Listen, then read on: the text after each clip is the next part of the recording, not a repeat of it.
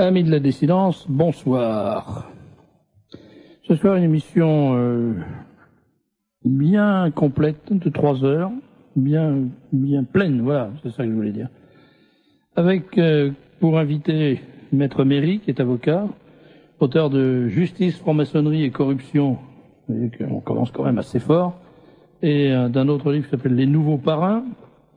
Bernard Méry est un avocat qui a décidé de se faire des amis dans la magistrature. Il réussit assez bien, d'ailleurs.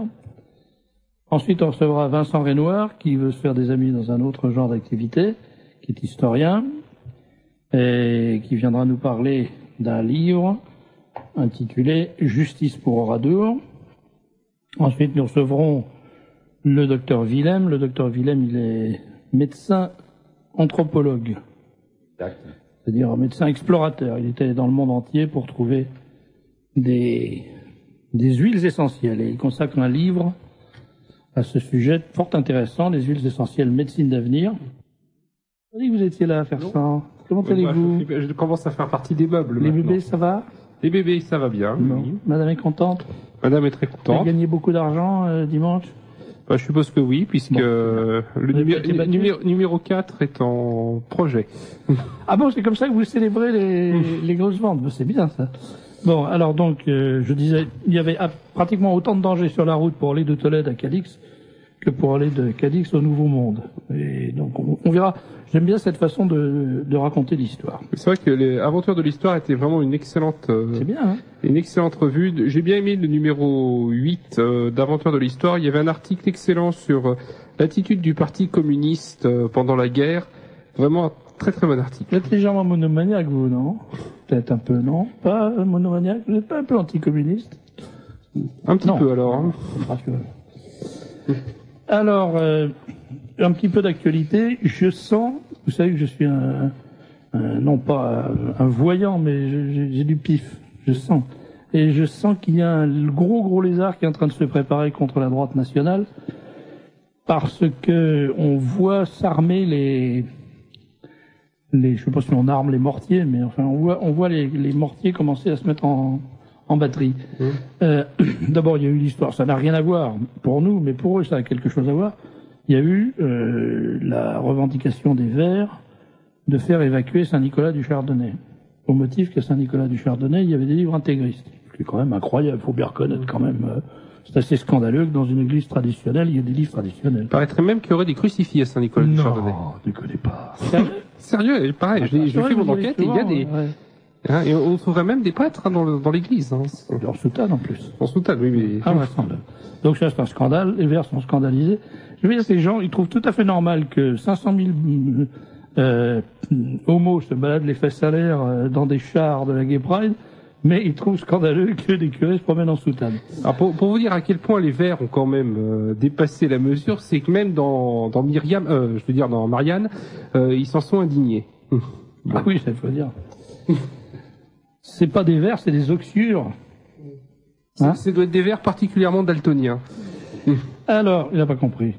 Il n'a pas compris, il n'avait pas compris visiblement. Il n'y a que les médecins qui peuvent comprendre ça. N'est-ce pas, docteur? Vous savez que, voilà, le docteur Willem, maître Méry, qui a du vocabulaire.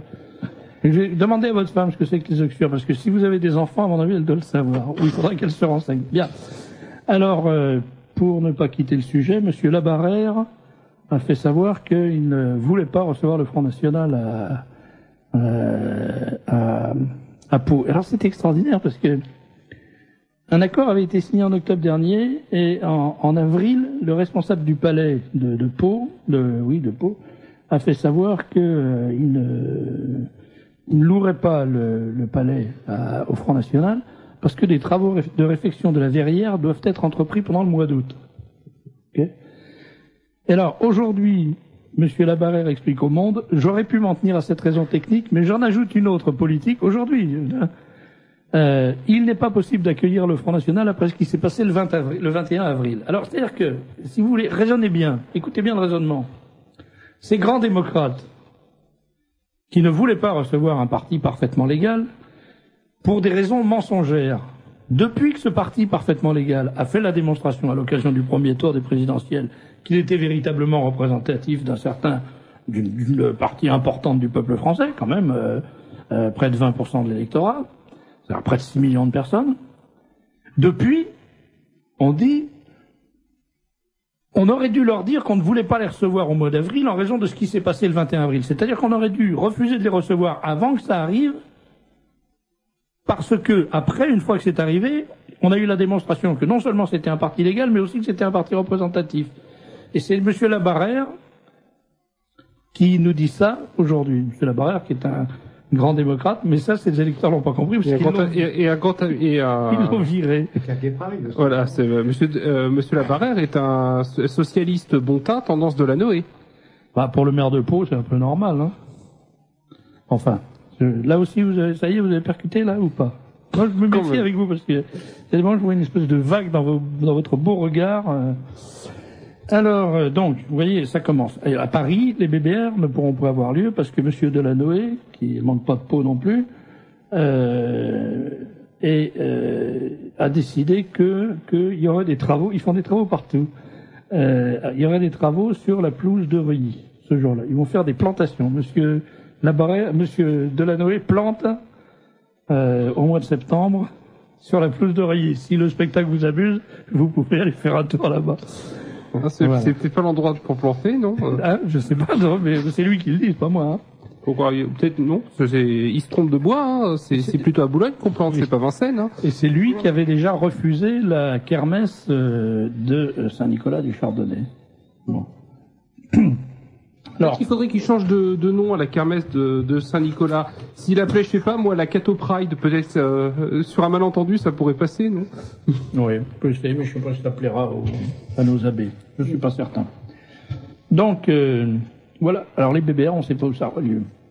Dans le même temps, Catherine Maigret est interrogée par la police dans le cadre d'une enquête sur la mairie de Vitrolles. Parce que figurez-vous qu'il semblerait, enfin, la police, ils ont vraiment que ça à foutre, les flics. Hein.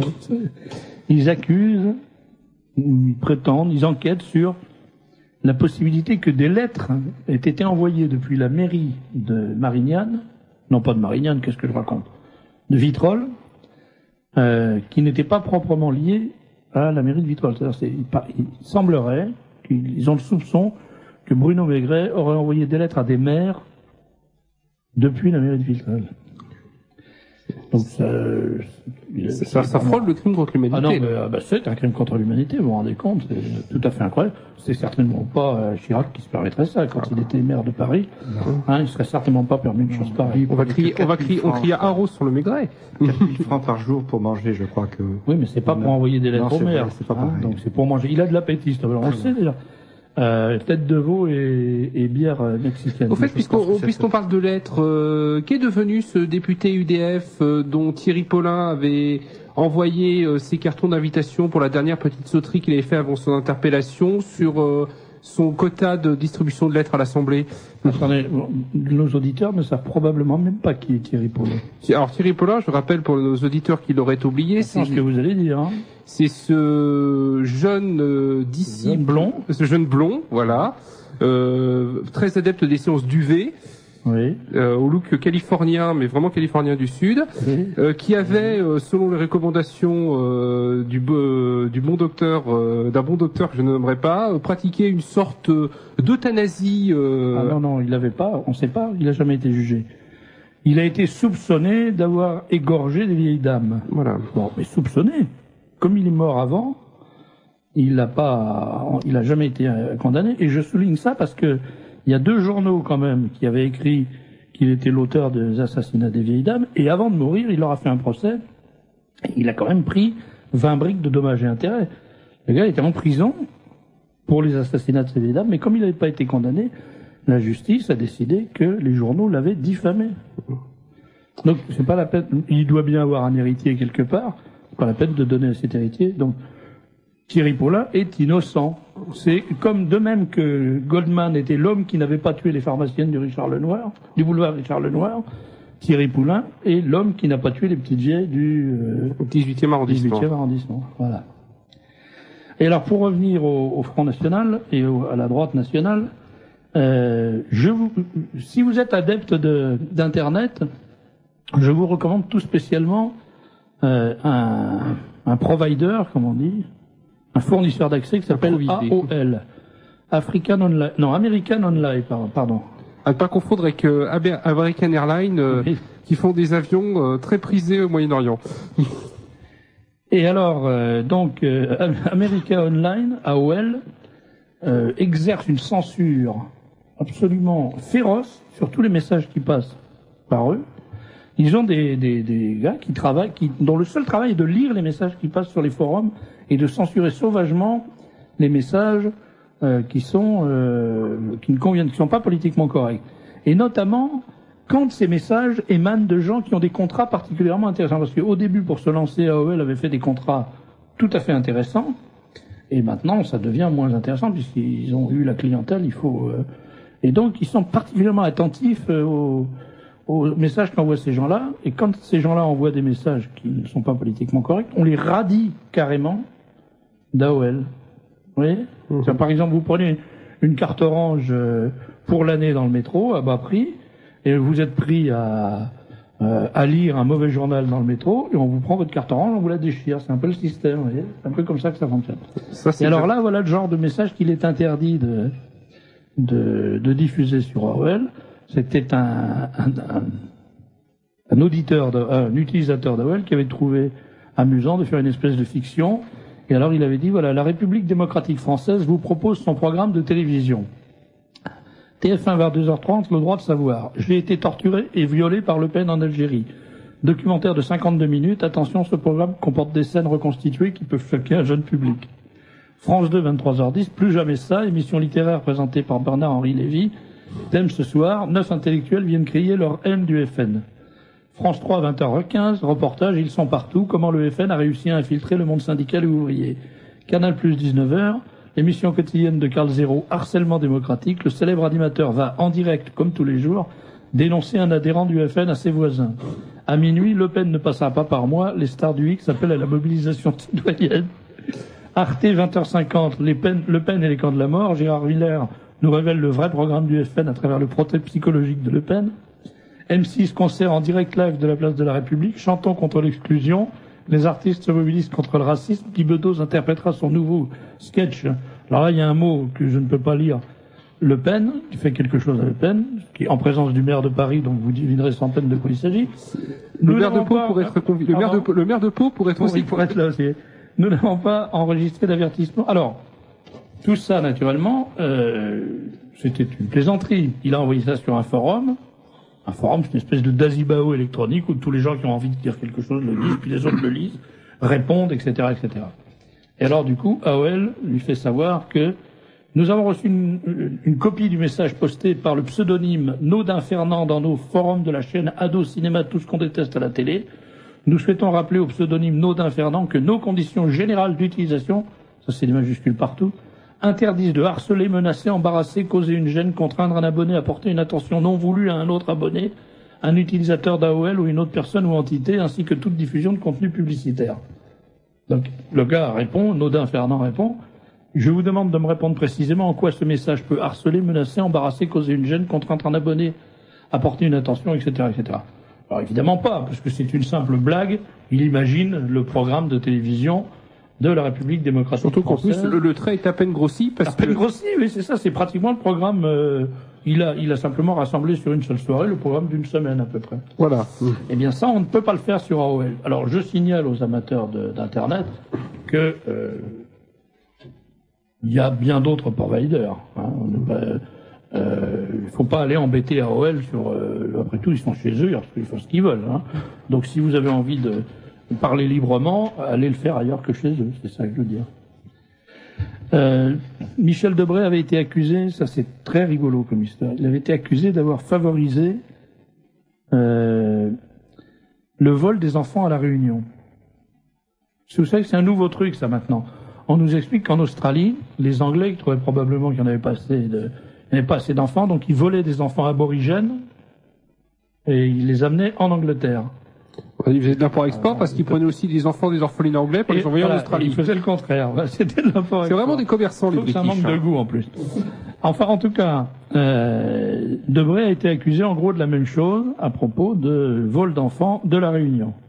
Et alors, Pierre Messmer, qui est le président de l'association des Amis de Michel. Car figurez-vous qu'il existe une association des Amis de Michel Debré, qui se tient probablement ses congrès dans une cabine téléphonique, mais, alors, présidée par Pierre Messmer, qui a envoyé la lettre suivante au Monde.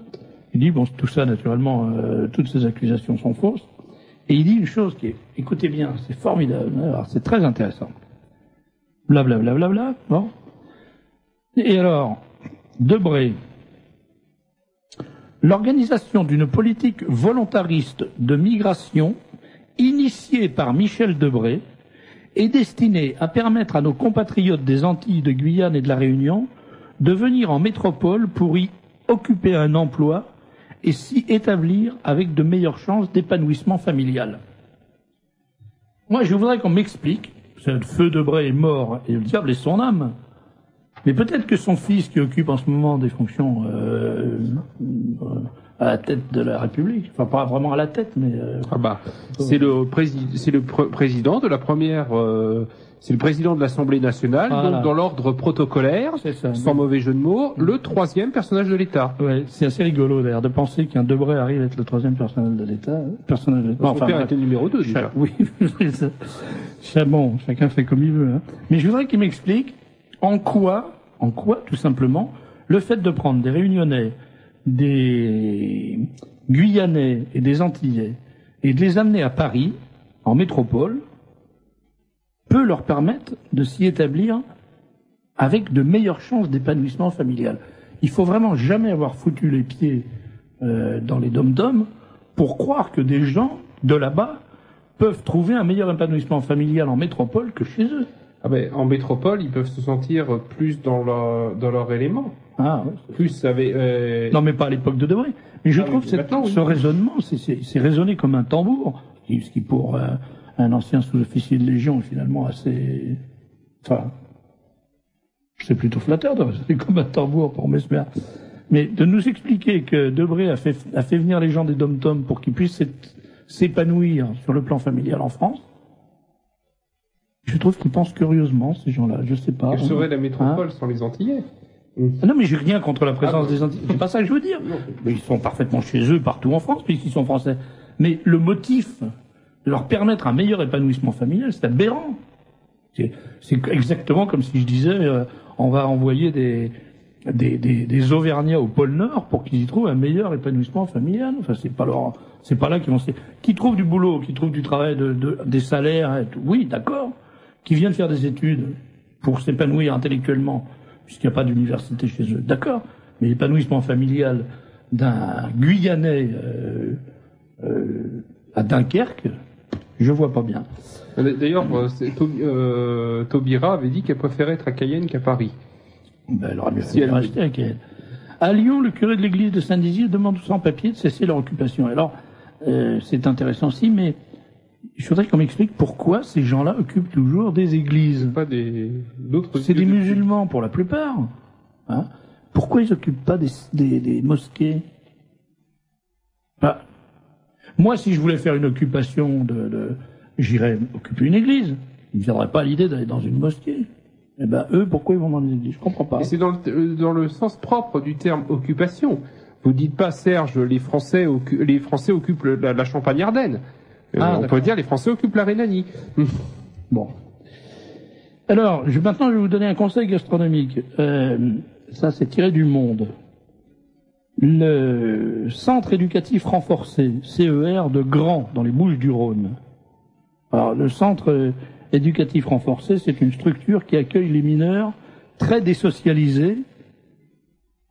C'est ce que l'autre appelait des sauvageons. Des sauvageons, voilà. Hein, pour qui ce placement constitue un ultime recours avant incarcération. Donc là, en fait, c'est des bons petits loupards de banlieue, hein, qui sont accueillis au centre éducatif renforcé de Grand dans les Bouches-du-Rhône. Et ce sont les mineurs de l'Essonne. Oula, hein, c'est quand même pas le département le plus cool de la région parisienne. Eh bien, alors, ces jeunes gens, pendant 3 mois, ces mineurs, écoutez bien, parce que vous allez voir à quel degré de folie furieuse on est arrivé en France aujourd'hui. Pendant 3 mois, ces mineurs participent au fonctionnement d'un restaurant ouvert au public. Moi, je croyais que c'était un métier de faire de la restauration, du service de salle, etc. Non, il suffit d'être un voyou et d'être envoyé dans un centre d'éducation renforcée. Et puis à ce moment-là, on peut faire ça. Pendant 3 mois, ils font ça. Mais écoutez bien dans quelles conditions ils le font. Chaque éducateur suit 1 ou 2 jeunes et effectue les mêmes tâches que lui. C'est-à-dire qu'il y a un type qui, toute la journée, a un jeune, probablement attaché avec une laisse, ou je sais pas quoi, une ficelle, et le jeune fait la vaisselle, et l'éducateur fait la vaisselle, tout en disant à l'autre, tu fais la vaisselle pour ta réadaptation dans le... Ou alors va servir à la table. Alors pour servir, je sais pas, une cuisse de poulet, il doit être à 2 pour la transporter et tout. Alors, Le Monde dit, le coût de la prise en charge est élevé, 381 € la journée en 2002. Alors j'ai fait un petit calcul, 381 € la journée en 2002, ça fait 60 000 francs par mois. C'est-à-dire qu'un type, un voyou, un sauvageon, un jeune de l'Essonne, qui est envoyé au centre de Grand Bouches-du-Rhône, centre éducatif renforcé, travaille dans la journée pour se réinsérer dans un restaurant. Et ça coûte à la collectivité nationale 60 000 balles par jeune. Alors, et ça dure pendant 3 mois. Autrement dit, chaque jeune coûte 180 000 francs. Alors, je sais pas combien ils sont dans ce restaurant. Probablement quelques dizaines. Voilà ce qu'on fait du fric qu'on paye. Enfin, c'est complètement dingue.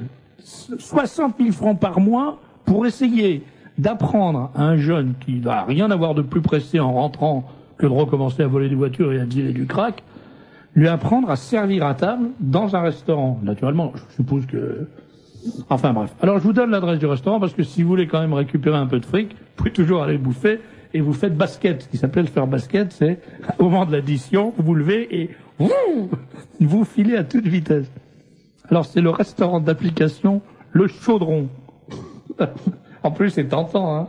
On a vraiment envie d'aller bouffer là-bas. Le Chaudron, Grand Bouches-du-Rhône. Donc, hein, ça doit être quand même intéressant comme spectacle. Et dites-vous bien, chaque fois qu'un jeune viendra vous apporter une assiette de crudité, que c'est l'assiette de crudité la plus chère de toute la restauration mondiale. Parce que même dans les plus grandes boîtes, les plus grands restaurants parisiens, même chez Lasserre, même chez... Enfin, où vous voulez, je suis certain que ça coûte pas aussi cher. Hein. Et si le jeune sert, je reviens, s'il sert 2 clients par jour, ou enfin un client à chaque service, ou 2 clients à chaque service, mettons 4 clients par jour, chaque client coûte en service pratiquement 100 €. Hein, ce qui fait environ 700 francs. Donc déjà, rien que le moment où vous posez vos fesses sur le siège du restaurant, pof, ça coûte 700 francs à la collectivité. Donc si vous payez le repas là-bas au Chaudron, c'est probablement 50 francs. Hein, vous voyez. Et recommandation, quand le jeune vous apporte votre salade, faites attention à votre oseille. Ah, c'est pas mal, ça. Ouais. Autre histoire. On découvre que la police écoutait des conversations de journalistes. Ça, on peut vraiment pas dire que ça soit très nouveau, mais c'était dans le cadre des affaires corses. Et alors, la Division nationale de lutte antiterroriste, DNAT, a placé sur écoute un journaliste de l'Est républicain, Laïd Samari. Le 19 avril, 2 jours avant le premier tour de l'élection présidentielle, Monsieur Samari, donc le journaliste, appelle le porte-parole du RPR, Patrick Devedjian, sur son portable pour lui confier qu'il va peut-être publier une interview de Colonna entre les 2 tours du scrutin. C'est génial, s'enthousiasme le maire d'Antony, qui pendant l'hiver avait reçu de son parti la mission de ferrailler contre le projet de loi de Lionel Jospin sur la Corse. Alors, ça veut dire quoi ça? Ça veut dire que d'abord, il y a un journaliste de l'Est républicain qui va faire une interview de M. Colonna, qui est recherché par toutes les polices de France, soi-disant. Donc, c'est-à-dire que, premièrement, ce que la police n'est pas capable de faire, c'est-à-dire d'arrêter Colonna, un journaliste, de l'Est républicain, qui est quand même pas réputé comme étant la super flèche en matière d'investigation journalistique, c'est pas le Washington Post, arrive à le faire. Première chose. Deuxième chose, quand il arrive à ça, quel est son premier souci? C'est de téléphoner à un homme politique qui s'appelle Patrick Devedjian, qui n'a rien à foutre de la Corse, ni de près ni de loin, pour lui dire qu'il va interviewer M. Colonna. Pourquoi un journaliste de l'Est républicain, pays dans lequel ne vit pas Devedjian, a-t-il le souci de téléphoner à M. Devedjian pour lui dire qu'il va réaliser une interview d'un terroriste en fuite? Pourquoi? Et troisièmement, M. Devedjian, homme d'État, homme politique, député français, quand il apprend ça, au lieu de dire à le journaliste, mes chers monsieur, pourquoi me dites-vous ça, en quoi cela me regarde-t-il, et de quel droit voulez-vous me rendre témoin de ce qui constitue une espèce de, enfin, au moins une indélicatesse à l'égard du système, au lieu de lui dire ça, il lui dit, c'est génial. Et après ça, ce monsieur Devedjian, il se retrouve secrétaire d'État, ministre délégué chargé des libertés publiques. Et dans quel monde on vit? Alors, moi, je comprends pas. Dans le meilleur des mondes. Je lis plus loin l'article, et alors, on interroge Devedjian, il dit, oh ben, je m'imaginais pas être écouté. Non mais vraiment, il nous prend pour des pélicans, celui-là. Patrick, tu déconnes vraiment, hein. N'imaginez pas être écouté, je l'imagine encore moins ayant une conversation avec un journaliste. C'est-à-dire que, lui, il suppose, d'abord, on l'écoute pas. Mais en plus, comme personne ne l'écoute, les flics, dès que c'est un journaliste qui l'appelle, se dépêchent d'arrêter de l'écouter.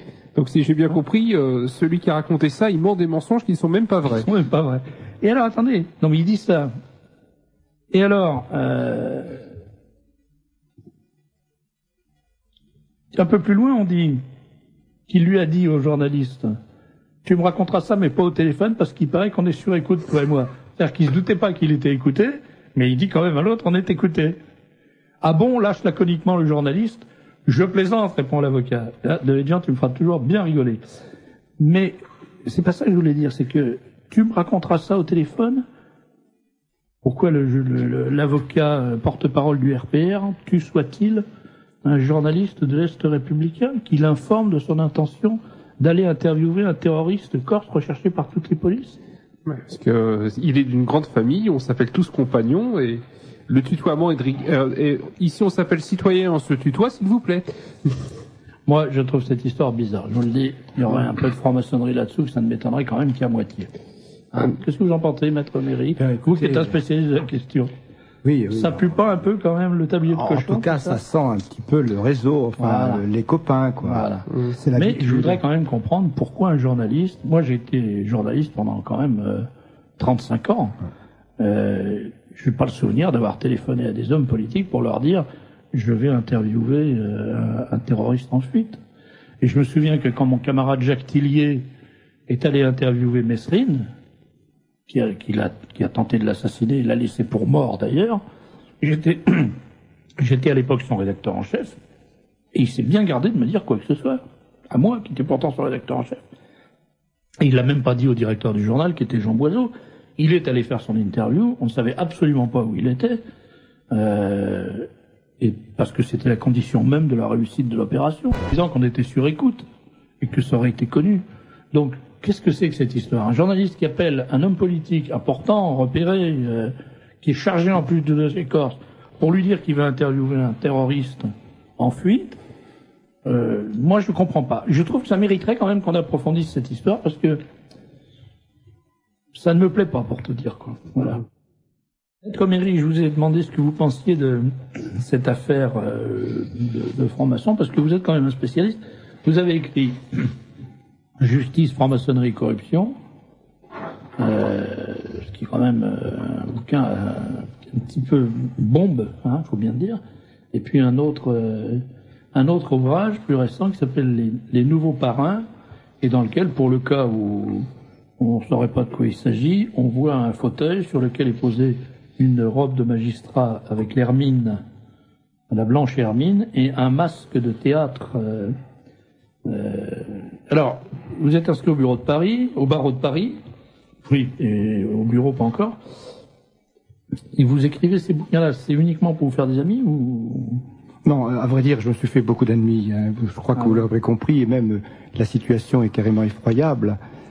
car comme vous disiez tout à l'heure sur OAL, et vous disiez qu'on radie ceux qui écrivent, eh bien, je crois que maintenant les radiations sont en marche, et que je suis encore avocat, je le serai peut-être encore dans combien de temps, je n'en sais rien.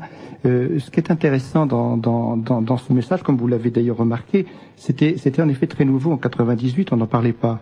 On n'en parlait pas, et surtout, c'est la relation qu'il pouvait y avoir entre la justice, d'une part, la corruption de l'autre, et le lien qui était la franc-maçonnerie. Alors, évidemment, on a tout de suite essayé de faire les amalgames, anti-franc-maçon ou franc-maçon, c'est d'abord haïr tous les francs-maçons, ce qui est inexact. Nous ne dénonçons qu'une chose, c'est ce mélange de contre-nature qu'il y a de mélanger justement le fait qu'on pourrait appartenir à une secte ou à un réseau pour essayer de travailler ensemble entre amis.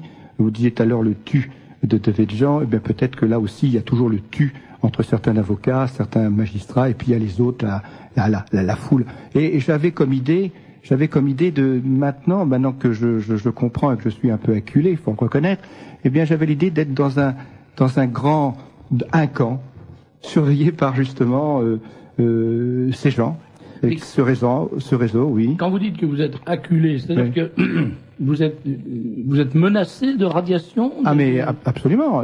Mais attendez, c'est même pas menacé. C'est on annonce que je vais être radié. Déjà, j'ai pas encore été entendu, mais on annonce même qu'on va immédiatement me suspendre parce que vous avez un article 23. Ah, on a l'article 23 parmi les avocats, c'est-à-dire on vous demande pas votre avis, on vous suspend. Et alors, il y a une belle motivation, parce que sans vous juger, vous voyez, on prend déjà une décision qui est catastrophique, puisque vous pouvez plus défendre vos clients. Et on donne comme motivation que on va ainsi protéger vos clients de la folie de l'avocat, par exemple. Cette folie qui est de pouvoir oser parler de la franc-maçonnerie. Je voudrais que vous sachiez qu'en 1911, un avocat a déjà été radié, c'était le premier qui avait parlé de la franc-maçonnerie, il a été radié dans l'heure, si je puis dire. Bon, maintenant, nous sommes en 2002, et vous voyez que rien n'a changé. Et c'est dramatique, parce que même dans les affaires actuelles que vous voyez sur Messier, on sent cette ce grand réseau où on se passe le relais, où par exemple, je fais une embardée. Un ami me faisait remarquer, pas plus tard qu'à midi, que les ennuis de Messier, les ennuis médiatiques de Messier, semblent avoir commencé à la suite d'une interview qu'il a donnée, je ne sais plus dans quel journal, ou à la télé, je ne sais plus exactement, où il disait, mais moi je suis catholique, et j'ai une vie de famille, et je vis d'une façon catholique, etc. Et là, immédiatement, ces ennuis ont commencé. Alors, je ne sais pas s'il y a une relation de cause à effet, mais... Je ne pense pas qu'il y ait une relation, parce que il faut que vous sachiez que la GNLF, par exemple, on est catholique, en principe. Donc on peut être à la fois franc-maçon et catholique. Oui, la GNLF, je ne parle pas du Grand Orient. Oui, c'est certain, mais c'est peut-être pas la GNLF qui tient le haut du pavé. Voilà.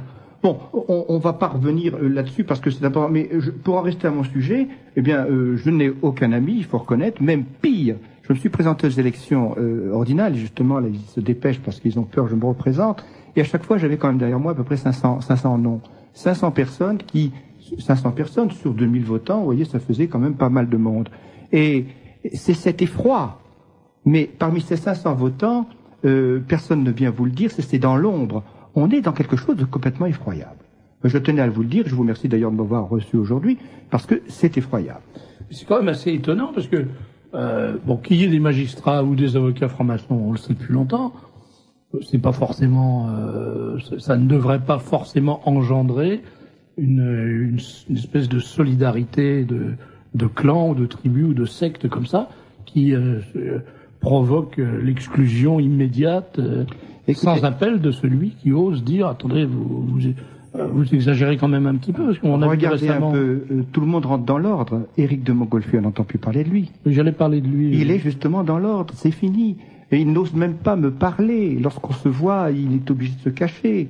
Je vais vous dire, c'est vraiment effroyable ce qui se passe. Voilà, nous sommes dans une tyrannie totale, c'est-à-dire que vous n'avez pas le droit de dénoncer. Pourquoi? Parce que nous avons justement mis le doigt dessus.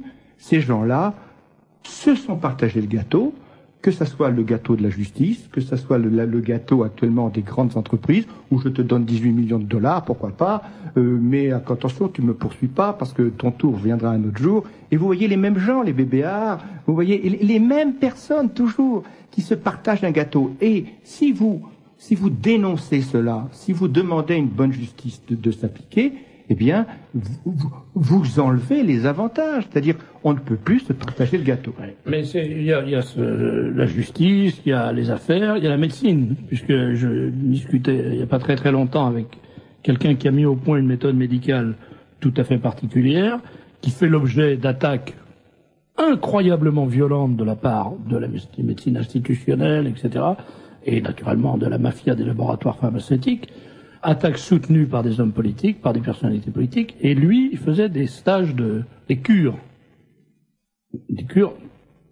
dans lesquelles ces gens-là, les gens qui l'attaquent, allaient pour se faire soigner.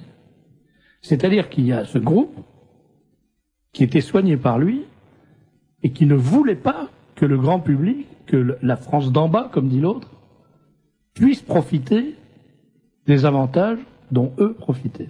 Mais regardez, dans leur méthode, il y a deux façons. Il faut d'abord que ça soit... Ils essayent d'abord la méthode douce. La méthode douce, c'est quoi? C'est par exemple construire une fausse procédure pénale contre un avocat, moi-même par exemple, et le juge va être chargé simplement de nommer immédiatement des experts psychiatriques pour immédiatement dire que l'avocat ne peut plus exercer puisqu'il est fou. D'abord, on essaye la folie. Vous imaginez, ça vous rappelle des souvenirs, la Tchécoslovaquie, autrefois, le problème stalinien. Et vous avez des avocats, des experts judiciaires, donc des experts qui écrivent d'ailleurs des lettres aux magistrats en disant merci de m'avoir donné ce dossier, j'avais quelques problèmes, merci bien. Et alors, le cas, en ce qui me concerne, il est quand même assez drôle. Regardez, vous avez un expert judiciaire très connu, qui rend un constat de carence, c'est-à-dire qu'il constate qu'il ne m'a pas vu, mais qui déduit du fait qu'il ne m'a pas vu que je suis un paranoïaque au dernier degré, et que puisque je n'ai pas voulu le voir, j'étais inapte à la profession d'avocat.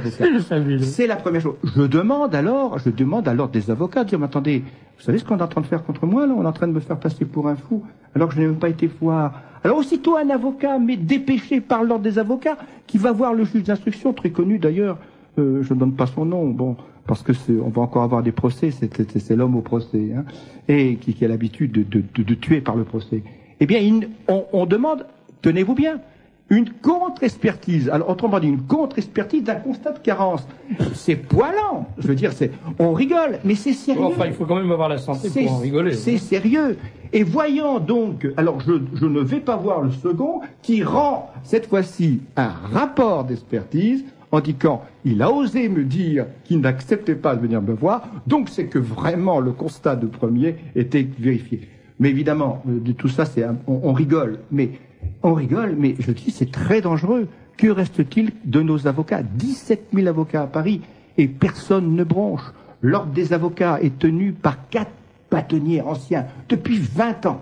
Ces bâtonniers-là meurent au service commandé, ne font plus, ne plaident plus, ne font plus rien, bien entendu, sauf de condamner et de maintenir la terreur. Alors nous sommes dans cette terreur, mais bon, on va pas poursuivre, là, je ne veux pas pleurer. Non, si vous voulez, c'est intéressant de savoir. En tout cas, si vous êtes radié et suspendu, il n'y aura pas de mystère sur l'origine du coup. Ah ouais, écoutez, c'est très simple. Alors vous me posez la question de savoir, mais sur quel fondement? Ben, c'est très simple. Poignard cadoche. Vous avez, par exemple, je suis poursuivi par un avocat honoraire qui prend toutes mes affaires où je défends les clients avec succès, mais comme j'attaque des magistrats, c'est catastrophique puisqu'il y a du succès derrière. C'est que je vais donc j'arrive à démontrer que des magistrats ont fait des graves fautes. Eh bien, il faut donc protéger ces pauvres clients qui sont en train de gagner et être sauvés. Ouais. Et c'est pour cela qu'on veut me radier, pour protéger les clients qui n'en peuvent mais de dire, mais non, défendez-nous puisque nous gagnons. Voilà, pour vous dire, vous voyez, c'est l'absurdité totale, mais c'est le Kafka, c'est l'aveu. Voilà. Mais alors, je vais vous poser une question. Vous n'êtes pas du tout obligé d'y répondre parce que c'est un peu particulier, mais moi, ça m'intéresse quand même d'avoir. Je sais que vous êtes l'avocat de l'abbé Saleron. Oui. Avec Maître Joanneau. C'est ça, oui. Et cette affaire, elle a beaucoup secoué les milieux de la tradition, parce que l'accusation qui a été portée contre l'abbé Saleron, c'est une accusation terrible. On a dit que, à la faveur d'exorcisme, il s'était livré à des choses pas bien sur certaines de ses consultantes, je sais pas comment on peut dire. Et vous êtes son avocat. Et alors, il semble que moi, au début, j'ai pensé que c'était une affaire de simple folie, tout simplement. Enfin, c'était un pauvre prêtre qui avait craqué. Et vous avez l'air de dire que c'est pas du tout le cas. Est-ce que vous pouvez en parler? Parce que c'est encore à l'instruction. Non, mais on peut en parler au moins par les péripéties qui arrivent autour, qui sont quand même extraordinaires, troublantes. D'abord, nous croyons, d'abord parce que nous ne défendons pas ce que nous croyons à l'innocence de cet homme. Cet homme-là n'a jamais eu aucune intention de violer qui que ce soit. Et c'est un coup monté. Vous, comme votre confrère. Ah oui, mais nous sommes tous les deux, j'allais dire, comme deux frères sur ce sujet-là. C'est peut-être pas le mot qu'il faut employer. Excusez-moi. Mais de confrères, en tout cas. Et c'est vrai qu'au début, on est toujours un peu choqué par ce qui avait été raconté. On racontait que ce prêtre faisait des exorcismes privés et avait des gestes déplacés uniquement avec les petites filles ou les jeunes filles. Voilà. Et en fait, il faut regarder le dossier d'une autre façon. Vous avez le cas d'un prêtre qui a violé, et ce prêtre-là a aussitôt été mis en liberté conditionnelle. Il n'y avait pas de problème, c'était un vrai viol. Donc, il ne présentait aucun danger. Or, en ce qui concerne le père Saleron, celui-ci n'a jamais violé quiconque. Il a, c'est vrai, dans des exorcismes, été obligé, c'est-à-dire de toucher l'ensemble du corps, et lui, d'après sa réflexion interne, disait que le fait de spécialiser un endroit du corps par rapport à un autre était quelque chose qui était récent, et justement, par opposition, j'allais dire, à ce libéralisme qu'on a, à cette libertinisme plutôt, enfin le libertinage qui existe actuellement avec une profusion de sexe vu à la télé, lui, on lui reproche tout simplement d'avoir touché et raflé, peut-être de façon, mais c'était simplement dans une suite logique de signes commençant par la tête, le corps, etc. Et on a, à partir de là, on a essayé de trouver des victimes. Et vous voyez le système. Le système est fait que d'abord il y a une dénonciation. Vous avez un jeune garçon qui écrit à Monseigneur Thomas de Versailles: je n'ai aucune preuve, j'ai la lettre, hein, je n'ai strictement aucune preuve, ce ne sont que des suppositions, mais je vais vous raconter. Et vous voyez quelqu'un qui, pendant trois pages, raconte. Et puis vous avez des... C'est ce que les tribunaux américains appellent oui-dire, et ils écartent immédiatement ça. Oui, ça n'a aucune qui s'adresse à Monseigneur Thomas. Voilà, alors oui, en plus, vous suivez mon regard. Je suis très bien. Mais attendez, il y a un deuxième personnage. Le deuxième personnage s'appelle Trousselard. Vous voyez, un très beau nom dans ce genre d'affaires. Et Monsieur Trousselard s'intitule l'inquisiteur national chasseur de sectes. Or, Monsieur Trousselard est un homme qui a un problème physique, c'est-à-dire qu'il a eu un cancer de la gorge et n'arrive plus à parler, et j'allais dire, il est un peu consigné dans sa bonne ville de Soissons. Mais le problème curieux, et là peut-être que je vais rejoindre ce que vous avez dit tout à l'heure, d'abord il a les deux décorations habituelles dont on reconnaît un petit peu, c'est-à-dire le rouge et le bleu, c'est un signe très évident. Vous verrez qu'il y a toujours du rouge, du jaune et du bleu et du rouge, qui est un signe visible, mais non officiel, car il ne s'adapte pas beaucoup d'autres gens. Et qui va-t-il voir? Il va voir le procureur adjoint de Versailles, qui s'appelle Monsieur Ossaert. Et j'allais dire que la boucle est bouclée. Et vous avez une mise en scène, c'est-à-dire vous avez Monsieur Trousselard, dont un de vos évêques, Monseigneur Vernet, je crois, à qui j'ai interrogé, dit Monsieur Vernet, Monsieur Trousselard, a-t-il le droit, par contrat ou par ordre de l'Église, de faire ce qu'il fait, c'est-à-dire chasser les sectes? Et la réponse a été formelle. Il n'est uniquement chargé de la documentation dans le diocèse de Soissons. Or, vous remarquez, cet homme est un chasseur sur tout le territoire français. Et c'est lui qui a monté la totalité du dossier. Alors, vous voyez donc ce problème à ce niveau-là, et maintenant, comment ça va se passer? Je voudrais vous dire que le père Saleron a été libéré. Il a été libéré auprès de 10 mois quand même, 10 mois terribles dans une prison, et contre la volonté évidemment de M. Ossaert et de tous les autres, car nous sommes actuellement, toutes les personnes qui croient en cette personne sont pourchassées par 2 officiers de police judiciaire, mais là je voudrais que vous compreniez bien comment c'est dramatique. Ils sont pourchassés par 2 officiers de police judiciaire que nous avons attaqués en subornation de témoins, car vous avez ces gens qui martyrisent les petits-enfants de 12-13 ans, dont une des phrases dont la phrase la plus marquante est la suivante. Tu peux mentir, puisque tu es catholique, tu iras te confesser. C'est écrit en toutes lettres. Voilà ce que disent des officiers de police judiciaire et vont jusqu'à menacer de sanctionner, de punir des enfants de 13 ans parce qu'ils ne disent pas ce que ces officiers de police judiciaire ont mission de faire dire. Voilà plus de 40 ou de 50 témoins qui ont été interrogés, aucun ne confirme. Les 3 témoins filles, ce sont des témoins qui sont amenés gratuitement par Trousselard devant le tribunal, alors que Trousselard, le prêtre, est derrière les locaux pendant qu'on interroge les personnes qu'il va amener. Vous voyez quel est ce montage. Nous avons poursuivi par subordination, et j'en finis là, si vous voulez, mais pour vous dire encore le mécanisme qui se passe. Monsieur Saleron demande à ce que ces officiers de police judiciaire qui ont menti, qui ont fait des pressions sur les témoins, soient poursuivis. Et que se passe-t-il? Eh bien, le procureur, toujours au CERT, impose une consignation élevée, alors qu'on sait que monsieur Saleron n'a pas un sou, impose une telle dont on sait qu'il ne va pas pouvoir se défendre, un appel est interjeté, et que fait au CERT? Il bloque l'appel, ce qu'aucun procureur de France n'a fait jusqu'à présent. Lorsqu'on revient, il dit « je n'ai pas fait poursuivre l'appel ». Voyez-vous?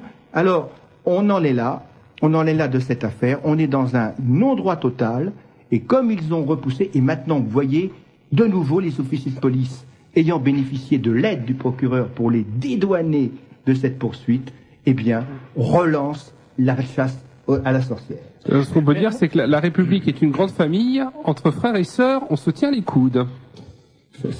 Et alors, Monsieur Saleron quand même a voulu, parce que là c'est une petite anecdote, mais qui va intéresser beaucoup de gens. Vous savez qu'il se bat comme une bête.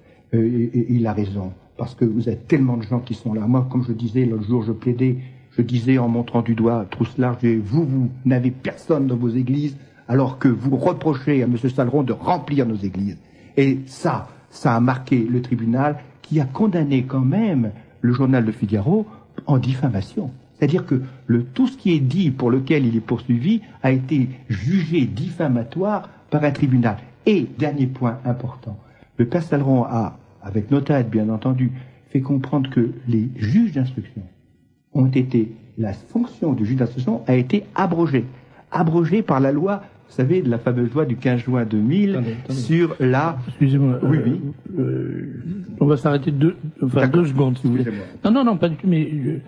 Vous voulez me répéter ça? Les juges d'instruction, la fonction de juge d'instruction aujourd'hui en France n'existe pas? Exactement, et justement, nous l'avons dit, nous le plaidons, c'est ressort de l'article 47, et n'importe qui peut se plonger dans la loi du 15 juin, que la présomption d'innocence 2000, il lira l'article 47 de cette loi qui dit en l'article 1er,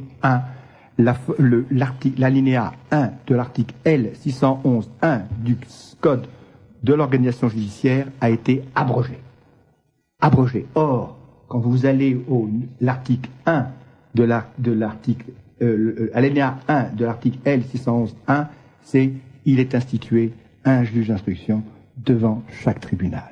Cet alinéa a été abrogé. Mais attendez, ça a été voté à l'Assemblée nationale, cette loi. Bien entendu. Ce sont des crétins ou quoi? C'est une imbécilité, mais on avait le même cas, vous savez, auprès des tribunaux de commerce qui n'existent plus. Ils ont fait dans le plus grand secret une loi rétroactive, là, ça va évidemment faire... C'est-à-dire que si aujourd'hui je suis convoqué par un juge d'instruction, je peux très bien lui répondre, mais monsieur, je vous renvoie à l'article au paragraphe 1 de l'article 1 de la loi 600, donc allez vous faire cuire une paire d'œufs. Vous pourriez, mais bien entendu, alors nous avons été justement dans cette instruction et devant la Cour de cassation, je vous explique un petit peu très brièvement, la Cour de chambre d'instruction a dit oui, non, mais il faut pas en faire un plat, c'est parce que ils ont simplement dit, les termes sont exacts, vous pourrez les lire, c'est dans l'optique de réorganiser la carte judiciaire en France. On verra ça plus tard, mais ce n'est pas actuel comme sujet. Ah bon, la loi est votée, mais c'est pas actuel. Voilà. Et deuxièmement, la Cour de cassation, elle, a pris une tangente. La tangente est très très simple. C'est de dire, mais attendez, vous nous parlez de quelque chose, alors que vous voyez, c'est important parce que ça peut annuler toute la procédure. C'est incroyable. Et la procédure de tout le monde depuis 2 ans. Mais c'est renversant. Les avocats se taisent parce qu'on leur dit attention, c'est interdit. D'ailleurs, si je suis poursuivi, c'est parce que nous l'avons défendu. Il faut pas dire des choses comme ça, parce que ça peut foutre une désorganisation totale du système judiciaire. Qu'a dit la Cour de cassation? Je vous le dis, c'est très simple. Oh mon Dieu, ce problème de juge n'est pas grave, on peut pas l'étudier tout de suite parce que on vous verrez ça plus tard avec le fond, c'est-à-dire si un jour M. Saleron doit passer aux assises, eh bien on le verra plus tard, parce que ni l'ordre public, ni l'intérêt de la justice n'est intéressé par ce problème d'existence des juges d'instruction. Comme disait Rousseau, écartons les faits car ils n'ont rien à voir avec la cause. Voilà, circuler, il n'y a rien à voir. Mais voilà, voyez le danger qu'on peut avoir. Non, mais c'est renversant ce que vous venez de nous raconter. C'est très grave. C'était grave, et c'est renversant parce que, pardon, mais c'est vrai que c'est grave sur le plan juridique, sur le plan judiciaire, mais c'est renversant sur le plan politique, parce que ça veut dire que des députés, des parlementaires, qu'on paye je sais pas combien par mois, enfin des sommes phénoménales, qui ont des avantages sociaux extraordinaires, des billets de train, des billets d'avion, des machins, des restaurants, des coiffeurs gratuits, des trucs, sans compter les pots de vin et tout ça. Non seulement ils s'engraissent, mais ils ne foutent rien. Et le peu qu'ils font, c'est des conneries. C'est-à-dire, voilà des types qui ont voté une loi qui, normalement, bloque totalement le fonctionnement de la justice française, et il n'y en a pas un seul qui s'en est aperçu. Non, parce que, vous voyez, la nuance, c'est que la fonction est supprimée, mais pas les modalités de la fonction. Alors, ils se raccrochent aux modalités. En fait, on dit, il n'y a plus de juge d'instruction, mais par contre, les juges d'instruction fonctionnent comme cela. Oui, mais c'est du pile-poule. Mais non, mais tout ça, c'est pas du... Mais on est complètement hors du droit. Et justement, tenez, le dernier exemple, si vous voulez, quel est l'autre combat que je mène? On nous raconte que les juges ne sont pas, on peut pas poursuivre un juge. Il peut faire la plus grosse, il vous ruine, il vous sape. Vous êtes quelqu'un qui est sur le pavé, vous ne pouvez rien contre un juge. Voilà ce qu'on vous dit. Et on vous dit, vous avez un article, je le donne pour mémoire, pour ceux qui sont intéressés, c'est l'article L781-1. C'est-à-dire qu'on peut, à la rigueur, mettre en cause l'État, et éventuellement, si on réussit, alors qu'on perd tout le temps, ou quasiment tout le temps, ou alors il faut vraiment que le juge vous ait volé votre femme et votre voiture et votre maison pour que, peut-être, on retienne sa responsabilité, vous ne pouvez jamais attaquer un juge, et en réalité, l'État ne se retourne jamais contre ça. Eh bien, j'aurai quand même un jour, et je défends cela qui est tout simple, vous avez l'article 13 et 14 de la Convention européenne des droits de l'homme. Mais c'est une simplicité, j'allais dire, évangélique. Il suffit de la lire, cette convention. Et vous regardez, qu'est-ce qui est écrit? Et je tiens à préciser, c'est très clair. C'est toute personne, alors suivez peut-être mon regard, toute personne dont les droits et libertés reconnus dans la présente convention ont été violés a droit à l'octroi d'un recours effectif devant une instance nationale, alors même que la violation aurait été commise par des personnes agissant, et c'est là le mot important, dans l'exercice de leur fonction officielle. Or, l'article L781 dit qu'on ne peut pas attaquer un juge dans l'exercice de ses fonctions officielles. Or, vous savez très bien que depuis que la Convention européenne des droits de l'homme est d'une force supérieure à la loi nationale, en vertu de l'article 55, bon, je dis comme ça pour les intéresser, donc, maintenant, tout le monde applique l'article 6A. Le juge doit être impartial ou équitable. Personne ne va contester la vérité. Et on refuse actuellement ces deux articles. L'article 13, qui dit qu'on peut attaquer tout le monde, même le président de la République. Hein? Bon, je n'ai rien dit. Hein? Et ben, il suffit simplement de lire, et c'est pas la Constitution française qui pourrait s'y opposer. et qu'en même temps l'article 14 de cette même dit que si on refuse cela, c'est qu'on fait une discrimination. Or, toute discrimination est interdite et contraire à la représentation européenne. Voilà ce que je défends. Et vous comprendrez pourquoi cette voie, il faut l'éteindre le plus vite possible. Ah oui, ça, parce que je défends que ça. Je comprends mieux ça. Et également, je veux absolument que les juges soient impartials. Moi, si j'étais au pouvoir, excusez-moi. Vous circuleriez pas longtemps, je vous le dis. Ben voilà.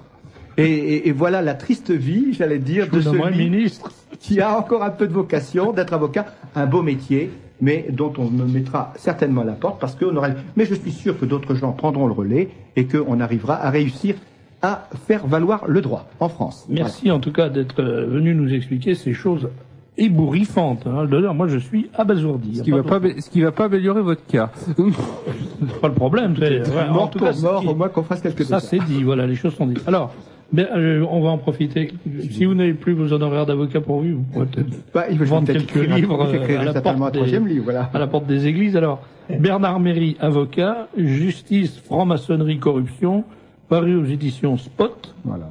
Touche pas à mon Spot. Oui. Il y a une adresse aux éditions Spot. On peut donner un numéro de téléphone si vous voulez, parce que c'est le 01 42 25 0303 et là on peut toujours faire des commandes de livres. Vous piquez toujours mon stylo, faire ça. Voilà. Vous êtes embêtant, vous savez. Il me pique mon stylo. Je balance maintenant. Alors, vous voulez le répéter, s'il vous plaît? Oui, je disais 01 42 25 03 03. 03. C'est les éditions Spot qui ont édité Justice, franc-maçonnerie et corruption. Et l'autre livre, Bernard Méry, Les Nouveaux Parrains. Qui est devenu Liberté d'expression, la liberté d'expression. Qui est la suite de Spot, qu'on a trouvé très drôle parce que vous savez que l'article 10 dit également qu'il y a une liberté d'expression. Je sais pas si vous. Oui, ça c'est la partie la plus drôle mais du Spot. C'est pas encore, on n'applique pas les 10, on est arrivé qu'au 6 et on bloque sur le 6. Oui. Merci beaucoup, Maître Méry. Je pense que vous reviendrez nous voir, parce que vous aurez du temps de libre bientôt. Non, n'allons pas le. Je me bats, mais c'est trop fort. Je serais content de vous recevoir de nouveau pour savoir ce qu'il est advenu de votre cas. Merci beaucoup. Infiniment. Je crains que après la tension que fait régner le Maître Méry, un nouveau sujet lourd risque de poser des problèmes à nos auditeurs qui me disent déjà Beketch nous casse le moral. Voilà, Beketch nous fout le cafard, que vont devenir les honnêtes gens. Mais monsieur, vous savez, ça c'est toujours la même vieille histoire. C'est un auditeur qui téléphone pour dire ça. C'est en France, on brûle ceux qui sonnent le tocsin et pas ceux qui foutent le feu. On pense ceux qui sonnent le tocsin et pas ceux qui foutent le feu. Moi, je sonne même pas le tocsin, je fournis le clocher à ces gens qui viennent sonner le tocsin. Alors, vous n'allez pas m'engueuler, c'est pas de ma faute si l'ensemble de la société française à l'heure actuelle est atteinte de pourrissement rapide et de gangrène et de gangrène gazeuse. C'est comme ça, il faut le savoir. Et au contraire, vous devriez avoir le moral regonflé, puisqu'il y a des gens comme Bernard Méry, des gens comme Vincent Renoir, qui résistent à cette déliquescence extraordinaire, à ce terrorisme incroyable, et qui tiennent bon. Donc voilà, haut les cœurs, réjouissons-nous. J'ai un jour, nous dit un auditeur, parlé avec un musulman. Je lui ai demandé pourquoi les musulmans n'occupaient pas les mosquées ou les synagogues. Réponse, on peut pas, ce sont des lieux de prière. Tandis que les églises, évidemment, comme dit cet auditeur, c'est des auberges espagnoles. Il faut absolument lire Jusqu'où va-t-on descendre? Abécédaire de la bêtise ambiante d'Alain Soral aux éditions Blanches. Ah oui. Alors, j'aurais voulu inviter Alain Soral, mais je crains que ce garçon soit marxiste. Je me suis laissé dire ça. Et donc, je crains qu'il n'accepte pas de venir parler à mon micro, pour des raisons je le crains simplement, hein. Mais son bouquin, Jusqu'où va-t-on descendre, Abécédaire de la bêtise ambiante, est un très très très grand bouquin, vraiment très décapant. Je le recommande également.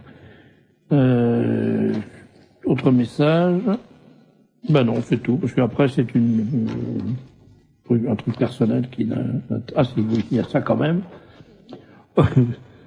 Au risque de déplaire à Beckett, alors ça me déplaît pas,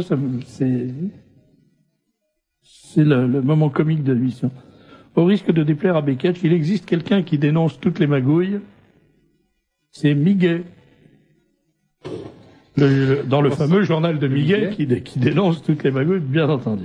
Ne disons pas de mal de l'homme qui a inventé le seul quotidien qui paraît chaque mois. Absolument, le seul quotidien paraissant une fois par mois. Et qui a réalisé un très beau score aux législatives dans la circonscription d'Évreux-Sud. Oui. Puisqu'il a quand même réalisé le score fulgurant de 0,54%. Moins que vous? Moins que moi. Il faut le faire quand même. Ah, c'est pas mal. Bon, et moi, j'ai pas eu ma figure en 4x3 sur tous les murs de France. L'erreur de Miguel, c'est de s'être présenté dans un coin où on le connaît. Évreux-Sud, tout le monde le connaît. Donc, il se serait présenté ailleurs, il aurait peut-être fait 0,56. Ouais. Voilà, docteur Willem. Alors, on change complètement de sujet. Et on va essayer de se remonter le moral avec des huiles essentielles.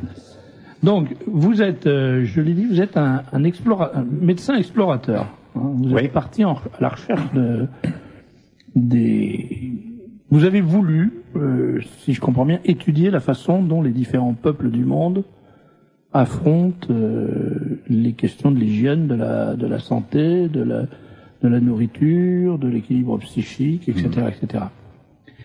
Et vous vous êtes animateur d'une association qui s'appelle Les Médecins aux Pieds Nus. Oui, et on recrute des gens qui sont pas forcément médecins, mais même des auditeurs qui ont le niveau bac, et on les forme en week-end dans un couvent pour apprendre les plantes. Et sur place, on fait des jardins médicinaux avec les essences dedans, c'est-à-dire les plantes médicinales, et on leur apprend pendant 4 jours à faire des médicaments, des teintures. Ça peut être du sirop, des gélules, etc. Mais pourquoi il faut le bac pour faire ça? Ben pour connaître quand même la cellule et puis pour mettre j'ai des gens qui ont le baccalauréat qui peuvent venir, mais enfin c'est pour montrer quand même qu'il faut un certain niveau, mais il y a des gens intelligents qui rattrapent vite les étapes. Hein. Oui. Parce que donc c'est ouvert à 80% des Français. C'est ouvert, mais enfin il faut quand même être équilibré. Je ne prends pas quand même les délirants, tous ceux qui vont qui vont sauver le monde. Non, oui, mais il y en a beaucoup dans l'humanitaire. Votre bouquin ne ressemble pas du tout à un livre de délirants qui veut sauver le monde. Au contraire, c'est même c'est un peu austère par certains aspects. C'est-à-dire c'est un bouquin technique. Hein. Oui, technique non, mais enfin il y a des sciences humaines quand même. Je parle par exemple de pourquoi moi j'ai été embarqué dans les huiles essentielles, j'ai eu un problème, c'est un peu le primum movens de ma vocation. Oui, bon, j'ai 40 ans à travers le monde, je suis même dans le livre des records, parce que je suis chirurgien de guerre, j'ai fait 14 guerres, donc dans le livre des records, je suis même dans le WOSO, et on m'a dit, mais comment un gars comme toi, qui fait de la chirurgie, quand même c'est de la médecine qui est dure, pourquoi tu t'es plongé dans les sciences humaines, c'est-à-dire aller récolter toute l'intelligence cellulaire de toutes les cultures. Il y a un sens dans toutes les cultures. S'il n'y avait pas de sens, s'il n'y avait pas des signifiés, etc., ça se casserait la figure. Hein. Ce serait comme une colonne qui porterait plus rien. Et c'est pour ça que moi, je me suis plongé là-dedans. Et j'ai eu un cas, donc j'ai parlé de chirurgie de guerre, je n'ai jamais été militaire. Hein. J'ai fait mon temps la coopération au Rwanda, dans les Grands Lacs. C'était le lendemain du premier génocide des Tutsis. Et il y avait sur place une pathologie qu'on appelait l'ulcère phagédénique ou l'ulcère torpide, c'est-à-dire une petite bestiole, je vous donne pas le nom, ça sert à rien, qui creuse les chairs au niveau des membres inférieurs et qui attaque l'os. C'est très douloureux à telle enseigne que certains se suicident. Les antibiotiques ne marchent pas. Alors, moi, faire mon service militaire pour scier les jambes, puis en plus, je n'avais pas de médecin anesthésiste, donc on fait une rachianesthésie. Donc les malades suivent leur opération, c'est quelque chose d'atroce. Et puis j'ai eu une inspiration, parce qu'il y a toujours des inspirations, on est un peu technicien d'improvisation. Je me suis souvenu de l'embaumement. L'embaumement, c'est quoi? Ça remonte à 4000 ans, c'est-à-dire les momies qui sont conservées. Vous savez qu'un corps se putréfie, se décompose, vous avez tout le jeu des bestiaux, etc., qui arrivent, et eux, ils arrivent à conserver les chairs. Alors je me suis plongé un peu là-dedans. J'ai lu le roman de la momie de Théophile Gautier, j'ai étudié Hérodite, etc., qui en parlait. Et voilà comment, enfin, je ne vais pas expliquer. Donc, on éviscérait l'abdomen ainsi que le crâne et on y mettait des huiles essentielles dedans. On y mettait donc un peu des aromates et puis de la cannelle en huile essentielle, de la myrrhe, etc., et du sel. Bon. Eh bien, ça compte. Je suis interne des hôpitaux, je suis un peu scientifique, hein, je vais jusqu'au bout, parce que quand vous êtes en médecine naturelle, il y a tout un monde surnaturel, moi, qui me déplaît un peu. Parce que je suis quand même un peu scientifique, donc je vais jusqu'au bout. Ce que je trouve curieux, c'est de lire le roman de la momie. Oui. Qui est un roman, comme son nom. Qui est un roman, mais enfin, il donne quand même des explications. Et puis, bon, il a dû l'étudier de son côté, et puis ça se pérennise. Puis, si vous allez à Luxor, vous voyez sur les, comment vous appelez, en bas des murs, là, les bas-côtés, vous avez des schémas, justement, où on voit des alambics, etc. Hein, c'est expliqué. On peut même retrouver, les égyptologues peuvent désigner, donc, les huiles essentielles, le basilic, etc. Et ça, c'est votre premier contact avec les huiles essentielles. Mais ça remonte à 65, c'est pas hier. Hein, mais à partir de là, vous avez... Et à partir de là, je me suis lancé là-dedans. Entre autres, hein, j'ai étudié les plantes des guérisseurs. Je suis un peu président d'honneur de tous les ordres des guérisseurs d'Afrique, hein, parce que en Afrique, dans tous les pays, il y a l'ordre des médecins, il y a l'ordre des tradipraticiens. On ne dit plus sorciers ni guérisseurs, on dit des tradipraticiens. Je vais à leur congrès. Hein, et on procède par des échanges parce qu'eux, ils connaissent bien les plantes. En Afrique, en Amérique du Sud aussi. En Amérique du Sud, on est au Guatemala, on est au Pérou, on est au Vietnam, on est un peu partout, on est sur tous les continents. Notre association est la 3e en France, mais vous n'en entendez pas parler parce qu'on ne fait pas vivre les labos. Oui, ben c'est évident. Alors, on parle un peu de fraîcheur avec nos odeurs, mais c'est pareil. Le combat de l'avocat, nous, il est encore plus terrible. Hein. J'étais à Évreux, au devant d'une consoeur qui était stoppée, radiée, à vie. Elle pèse 35 kilos actuellement, parce qu'en général, vous savez, les doctoresses, c'est quand même des gens qui sont... ils ont eu de l'émotion et tout, c'est pas des énarques. Hein, alors, elle s'effondre, alors on va lui remonter le moral, mais partout à travers la France, il y en a qui sont radiés. En France, c'est un pays curieux dans la mesure où on condamne des médecins pour exercice illégal de la médecine. Oui, c'est ça. Alors que normalement, toujours très intéressant comme les plantes font partie de la pharmacopée. Mais dès lors que vous vous occupez des pathologies un peu plus graves, vous savez, quand vous avez des gens qui ont le sida et qui veulent plus prendre la trithérapie ou un cancer, etc., donc pour leur apporter un confort en plus et que vous occupez, ça c'est chasse gardée. Là, vous ne pouvez pas y toucher. Tous ceux qui y touchent, ils sont radiés. Je ne parle pas de ceux qui sont contre les vaccinations, etc. C'est un autre propos. Hein. Mais ils sont, moi je ne fais que des gens comme SCOI. Oui, ben vous connaissez bien SCOI, il y a Langto, etc. Donc on les fait passer pour des psychotiques, quoi. Et puis c'est fini. C'est marrant, c'est exactement ce que nous racontait Maître Bernard Méry tout à l'heure. Oui, c'est-à-dire on est dans un pays stalinien. Ben, bien sûr. Quand quelqu'un est en dissidence, on décrète que c'est un malade mental. Que ce soit un médecin ou un avocat ou... Là, je vais faire une rectification historique. Ce n'est pas dans un régime stalinien, c'est dans un régime khrouchtchevien. Parce que dans le régime stalinien, on dit pas qu'il est fou, c'est directement la balle dans la tête. Oui, c'est vrai. C'est un bon traitement d'ailleurs contre la folie. On connaît pas beaucoup de gens qui ont fait des crises de démence après avoir pris une balle dans la tête. Hein, ça me rappelle un univers de science-fiction. Donc c'était une dictature absolue. Et donc à un moment, il dit, nous avons un détecteur de traîtres parfaitement au point. Tous les traîtres qui l'ont testé sont morts. Oui, c'est bien.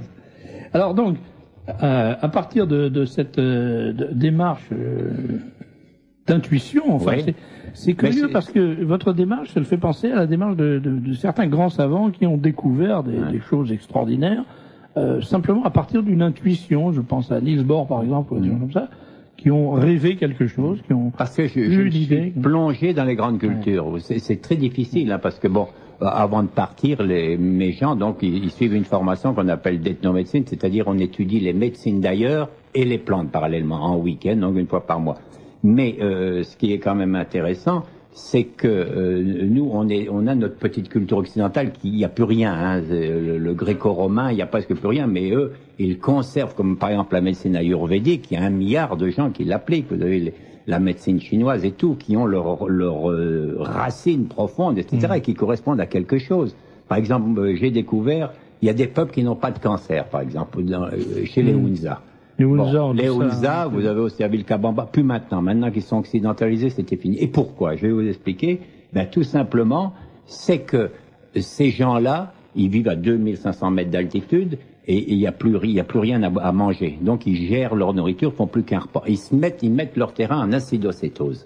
C'est-à-dire qu'ils attaquent leurs protéines, leurs lipides, et ils sont en acidocétose. Et moyennant quoi, il y a un qui a le prix Nobel. En 1923, Otto Warburg a dit « Le cancer ne se développe pas quand votre terrain est acide ».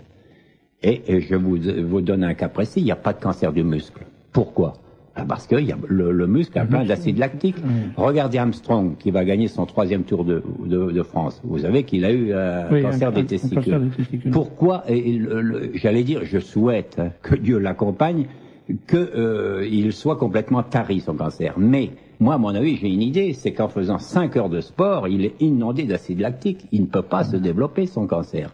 Et le jour où il va arrêter, il risque d'y avoir une flambée. Vous voyez, il y a des explications. Et c'est pour cela que les 3 religions, on étudie aussi les religions, elles ont un sens. Quand on vous dit de jeûner, vous savez qu'il y a le ramadan, il y a le carême, et chez les juifs, il y a le Yom Kippour, mais enfin, c'est étalé dans, ils ont cassé un peu le système. Eh bien, ça correspond à quelque chose, c'est que le jeûne vous permet de mettre votre terrain d'abord, le jeûne permet de purifier parce qu'on est trop pléthorique. C'est pas vous qui allez me démentir, on mange un peu trop. Et vous savez que les mecs vivent plus longtemps. Oui, mais qu'est-ce qui s'emmerde? Mais voilà. Mais ça, c'est une autre émission. Et alors, donc vous voyez, il y a un sens dans la religion. Mais moi, si j'évoque la religion, on va dire, tiens, il est dans une secte. Alors, je suis anthropologue, on m'emmerde pas. J'ai étudié ça et j'étudie tout et j'enfonce le clou. De même, il y a une tribu, une ethnie en Afrique du Sud qui n'ont pas d'allergie. Ça serait trop long à vous expliquer, mais vraiment long, mais vraiment simple à expliquer. Et alors, il suffit, moi je fais des sciences humaines et je marie ça à la biologie. C'est-à-dire que, par exemple, pour le cancer, il y a le bioélectromètre de Vincent, donc, qui a découvert les 3 paramètres de l'eau et qui vous dit si votre terrain est acide, vous n'aurez ni cancer, ni infarctus, ni virus, parce que les virus prolifèrent pas en acidose. Je vous donne encore un exemple qui va vous plaire. Par exemple, le sida, vous ne pouvez pas le trouver au niveau du vagin. Pourquoi? Le vagin, il a un pH à 5,6. Il est uniquement au niveau du rectum qui fait 8,5. C'est alcalin. C'est une boîte de pétri. Alors, quand j'ai fait mes articles, on m'a dit, mais oh là là, j'ai eu tous les homosexuels sur le dos. Façon de parler. Et de fait, la biologie était là pour corroborer. En disant, tant on sera pas tous... Le jour. Alors comment on rend son milieu acide, si j'ose dire? Eh bien, par une réduction alimentaire. Il faut, au printemps, c'est là où en buvant du vinaigre, ça suffit pas? Non, parce que ce serait trop simple. Il faudrait... Que le vinaigre des 4 voleurs dont vous parlez exact. Vous l'avez lu. Très bien. L'exemple est bon du XVIIe siècle que j'ai appliqué du reste pour l'épidémie de choléra au Guatemala. Vous savez que l'épidémie est partie du Pérou. Eh bien, notre mission, donc les médecins pieds nus, on l'attendait. Eh bien, il n'y a rien eu sur l'altiplano. On a tout le monde s'est inondé de vinaigre sur le corps, comme faisaient donc les voyous du XVIIe siècle et qui n'ont pas subi donc l'épidémie. Et on le réapplique, ça c'est des trucs de bonnes femmes. Je parlais de ça ce matin d'ailleurs avec un ami. On parlait du vinaigre des 4 voleurs, enfin plus exactement des épidémies de peste. Et il me disait, on constate qu'il y a 2 catégories d'individus qui étaient épargnés par la peste. C'était les médecins, enfin les docteurs à l'époque, je sais pas, les médicastres, je sais pas comment il faut appeler ça, et les voleurs. Alors je lui parle immédiatement du vinaigre des 4 voleurs. Je lui dis, on les a torturés pour connaître la recette et ils l'ont jamais donnée. Il me dit tout simplement parce qu'ils ne pouvaient pas la donner, étant donné que en réalité, c'est pas tant le vinaigre des 4 voleurs qui les protégeait de la peste, c'était leur mental. Neuroimmunologie. Du reste, il y a 3 prix Nobel, dont Druisberg, qui disent par exemple le sida, il n'y a rien dedans, c'est une chute des défenses immunitaires. C'est-à-dire, voilà, le mental, dès qu'il est atteint, tout s'effondre. C'est-à-dire, vous ne sécrétez plus d'opium, c'est-à-dire qu'on appelle les endorphines. Quand on est heureux, de la morphine. Voilà, c'est une hormone opiacée, si vous voulez. Donc, qui est naturelle, qui n'est pas comme du cannabis, etc. Donc, vous avez une euphorie. Et on est loin des catécholamines, etc. Donc, tout s'explique. Quelqu'un qui est en bonne santé, par exemple, un chef d'entreprise, qui n'est pas un salopard, etc., il va vivre, enfin, il y aura quand même des stress de la vie administrative, les trucs, mais en principe, il est beaucoup plus résistant que ceux qui sont apportés. C'est ce qu'on appelle en homéopathie les staphysagria, c'est-à-dire ceux qui ont de l'aigreur, ceux qui sont frustrés, etc. Les méchants, ils sont laminés. C'est-à-dire, mais soyez chrétiens, là. Et alors, ils sont donc, eux-mêmes se meurent de l'intérieur. Ils n'ont plus de force. Et cette force vitale, c'est ça qui va relancer les défenses immunitaires. Votre raisonnement était bon. Excellent. Alors, pour en revenir quand même à votre livre, parce que tout ça ne nous conduit pas forcément vers les huiles essentielles. Ah oui. Alors, à quel moment les huiles essentielles interviennent-elles dans cette démarche thérapeutique ? Il faut expliquer comment on les obtient. C'est un petit peu, dans les campagnes, il y a les alambics. Vous avez dû, je ne sais pas si vous êtes de la campagne, c'était à telle saison, vous connaissez le résultat. J'en ai été un pendant longtemps. Et alors, vous voyez ces cuves qui fument, etc. Donc on y met des prunes. Bon, mais là, on y met à la place des plantes médicinales et on fait par un chauffage et de l'eau une vaporisation qui vient embarquer les molécules aromatiques des plantes et qui sont recueillies donc dans un vase et voilà, donc on obtient donc les huiles essentielles. C'est la lavande dans le midi, et le lavandin, le thym, la sarriette, l'origan, etc. Toutes ces plantes. Et il y en a d'autres, parce que quand vous parlez des huiles essentielles, on fait le tour du monde. Il y en a au Vietnam qu'on va chercher. Il y en a 5 en Corse. Vous avez l'hélicryse qu'on appelle l'immortel. Et pour cause, l'hélicryse, d'abord, c'est une plante que maintenant tous les chirurgiens, depuis que j'en ai parlé dans une radio, tous les chirurgiens apprennent quand vous savez, des cicatrices, vous mettez de l'hélicryse, ça stoppe immédiatement, donc il y a jamais de bleu, jamais d'hématome. Oui. Mais il y a une autre indication que je vous parlerai pas. On l'appelle l'immortel. Elle est chère, et là c'est cher, hein. Et on en trouve. Vous voulez pas en parler parce que vous avez peur que je vive éternellement? Non, c'est parce que ça traite des pathologies graves avec efficacité. Mais il n'y a pas que Willem il y a beaucoup de médecins qui l'emploient en catimini, on travaille dans les catacombes. Et à travers le monde, dans le monde anglo-saxon, tout le monde fonce là-dedans, hein. Ça soigne les hépatites. Hein, vous avez une, elle est épuisée. Depuis que j'en ai parlé, elle est épuisée, c'est le tintujanol. Hein, et il y en a une autre, donc le laidon du Groenland qui est beaucoup plus cher. Mais ce qui est intéressant quand même avec les huiles essentielles, parce que vous dites que c'est triste, je vais vous dire, la nature elle est bien faite. Les huiles essentielles, elles poussent là où il y a des pathologies. Regardez, si vous avez été au Canada, pays humide, pays froid, il y a des rhumatismes. On trouve 2 huiles essentielles magnifiques qui sont la Golteri couchée. Je vous le dis pas en latin parce qu'on parle tout en latin. Golteria decubans, hein, on parle tout. Oui, ça veut dire. Eh oui, mais il y a des Beckett, il y a une tribu, mais Serge, il n'y en a qu'un, il est en face de nous. Donc il faut bien préciser l'espèce et le genre. Et vous en avez une autre qui s'appelle le bouleau jaune.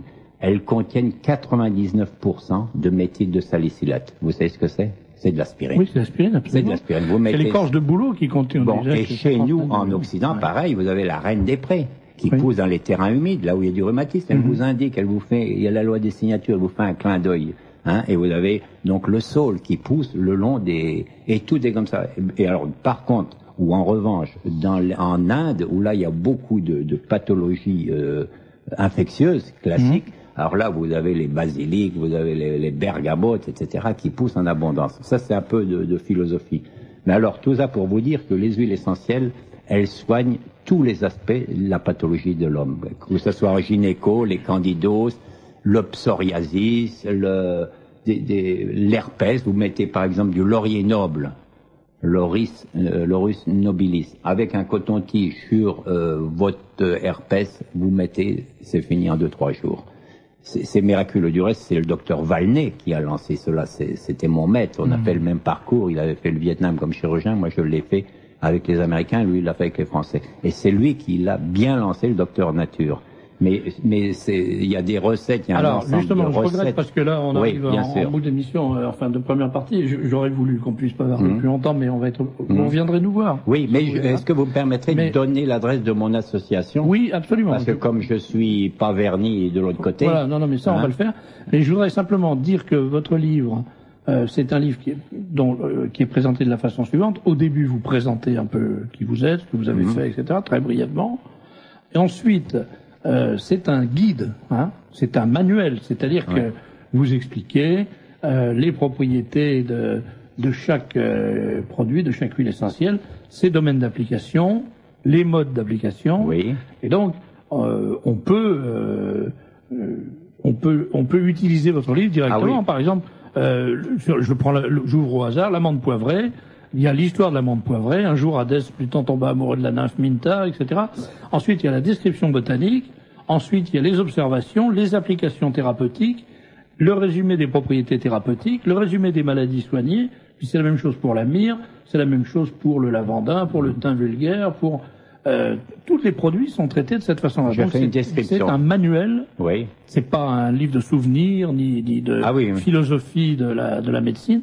C'est un véritable manuel sur les huiles essentielles. La maladie, c'est quelque chose de sérieux, hein, et c'est aux éditions donc Dauphin. Aux éditions du Dauphin qu'on aime bien parce qu'ils font vraiment des bons bouquins dans un domaine. Alors, et mon votre association, les médecins aux pieds nus. Oui, on habite au 9 rue du Général Beurré, mais avec un T à la fin, dans le 15e, et le téléphone c'est le 01 42 50 10 58. Puis je vois que vous avez un bon regard, un deuxième 01 42 50 04 58. Et je vous attends dès lors que vous voulez partir en mission, c'est-à-dire c'est une école de la vie et vous revenez vraiment requinqué, et puis ça fait pas de mal par les temps qui courent.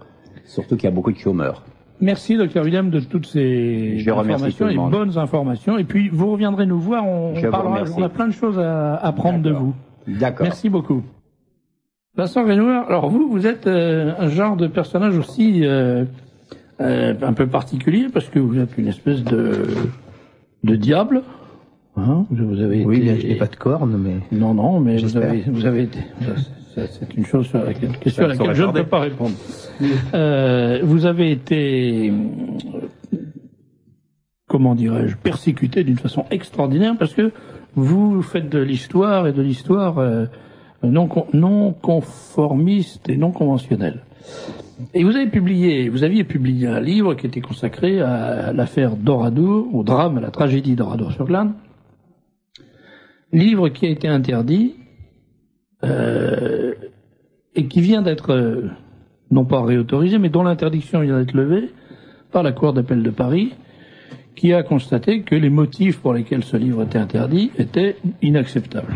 Donc le livre est de nouveau disponible. Le livre est de nouveau disponible, oui. Et alors, entre-temps, la publication de ce livre, et puis les recherches sur Oradour, avaient suscité, contre votre livre, il faut bien le dire, un autre ouvrage qui a été écrit par un monsieur qui s'appelle Jean-Jacques Fouché.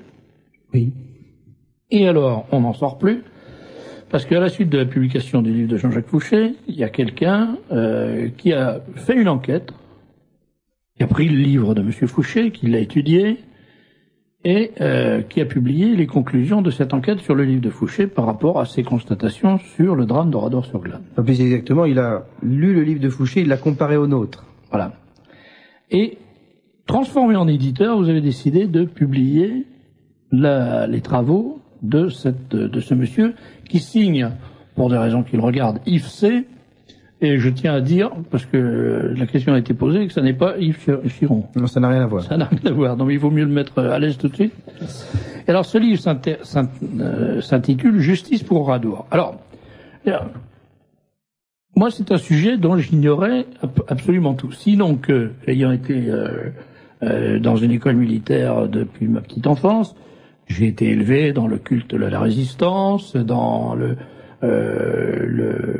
devoir de mémoire, et comme on était à Grenoble, on allait visiter la grotte de la Luire, on allait on allait à Tulle, on allait dans tous les endroits où il y avait eu des tragédies de la guerre, et à chaque fois on nous disait voilà, ici il y a des résistants qui se sont battus. Et là, les Allemands les ont écrasés, les ont tués, les ont massacrés, les ont fusillés, etc. Et rendons hommage à ces héros qui ont affronté la mort et tout. Et si bien que dans ma tête, Oradour, c'était un endroit où, au lieu de la résistance, des gens avaient été massacrés parce qu'ils avaient résisté à l'occupant allemand. Et puis, quand j'ai lu le livre de Renoir, et puis les autres bouquins sur cette question, j'ai eu à peu près confirmation de ça. Or, ce que j'ai découvert, c'est un mystère, alors là, totalement insondable, c'est que la vérité officielle, obligatoire, c'est exactement le contraire. C'est-à-dire que à Oradour, il n'y a jamais eu de résistants. Il faut surtout pas dire qu'il y a eu des résistants. Et si on dit, comme vous l'avez fait, qu'il y a eu des résistants, eh ben, on se fait interdire de publication. Il faut dire qu'Oradour, c'est un village d'innocents. C'est quand même extraordinaire, d'ailleurs, d'appeler innocents des gens dont l'innocence est de ne pas avoir résisté. Innocents de quoi? Bon. Et donc, je me suis posé la question, pourquoi veut-on absolument que les gens d'Oradour aient été exécutés sans avoir jamais rien fait pour montrer qu'ils étaient hostiles à l'occupation. C'est quand même un grand mystère. Et même, quand on lit le bouquin de Fouché, on découvre, je vais donner cette phrase tout de suite parce qu'elle veut vous montrer à quel point la chose est paradoxale et curieuse. Il écrit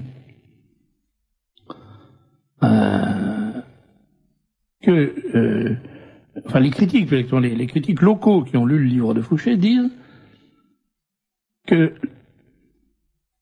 il a voulu lutter contre l'idée de l'innocence des martyrs d'Oradour en insinuant sans preuve que l'antisémitisme n'avait pas été absent au sein de la population du village jusqu'en 1944.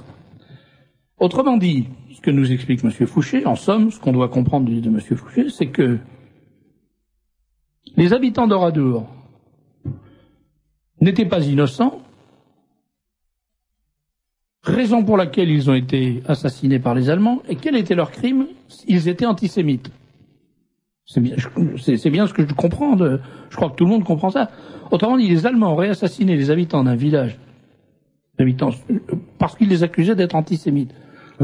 C'est pas exactement ça. Jean-Jacques Fouché, en fait, dit, les Allemands ont assassiné des gens pour des raisons qui restent obscures et en tous les cas sans raison valable, mais il dit attention tout de même, il ne faut pas présenter Oradour comme un village, je dirais comme un village si neutre que cela, parce qu'à Oradour, il y avait quand même un sentiment antisémite qui existait dans la population. Et sa phrase, je crois qu'il dit à la fin d'un chapitre, je crois que c'est à la fin du chapitre 4, je crois, ou du chapitre 3, c'est l'extraordinaire qui blesse à Oradour, sous-entendu le 10 juin 1944, peut-il, en gros, effacer ce qui précédait, sous-entendu le fait qu'avant, la population était parcourue, ou au moins une partie de la population était parcourue par un courant antisémite. Alors, il faut savoir que ce monsieur Fouché, il a été président du mémorial d'Oradour. Pas exactement, il a été président du projet du mémorial, qui a ouvert ses portes le 16 juillet 1999. Mais on est vraiment dans une histoire de fou furieux. C'est-à-dire qu'il y a un homme qui vient, qui dit, voilà, ce village, en somme, on dira pas qu'il l'a pas volé, mais enfin, il faut quand même pas oublier que dans cette tragédie, avant, il était antisémite. Et c'est à lui qu'on confie le projet de dresser un mémorial pour célébrer la mémoire de ces gens qui ont été massacrés. Donc déjà au départ, moi je dois dire, je suis pas très intelligent, mais là je n'y comprends plus rien. Puis alors il y a le deuxième niveau d'incompréhension qui est pourquoi a-t-on voulu absolument nous dire que les morts d'Oradour avaient été brûlés dans l'église, alors qu'il suffit de regarder les photographies des lieux et des cadavres qui sont publiés d'ailleurs dans ce petit bouquin pour voir qu'ils n'ont pas été brûlés du tout et qu'il n'y a pas eu d'incendie. Oui, alors justement, je tiens à dire que c'est la méthode que nous avons utilisée depuis le début. C'est-à-dire que je ne suis pas historien de formation et je ne cherche nullement d'ailleurs à me prétendre historien. J'ai mené mon enquête sur Oradour comme n'importe quel, je dirais, enquêteur policier enquêterait sur un crime. Alors que aujourd'hui, les gens qui écrivent des livres sur Oradour, comme Pascal Maisonnave, qui a écrit un livre qui s'appelle Oradour, plus près de la vérité, qui est paru en 1996, ou, comme vous l'avez dit, Jean-Jacques Fouché, qui a écrit Oradour, tout simplement, qui est paru aux éditions Liana Lévy en 2001, ces gens-là commencent par nous expliquer le contexte général. Alors, ils vont vous parler, par exemple, du nazisme, de la guerre totale, et puis ensuite, ils vont venir au contexte un peu plus particulier. Ils vont parler, par exemple, de l'occupation en France, ou alors des méthodes de la Waffen-SS. Et puis ensuite, ils vont se rapprocher encore. Ils vont vous parler de l'occupation dans le Massif central, dans le Limousin. Et ce n'est que très tard qu'ils vont s'intéresser au massacre proprement dit.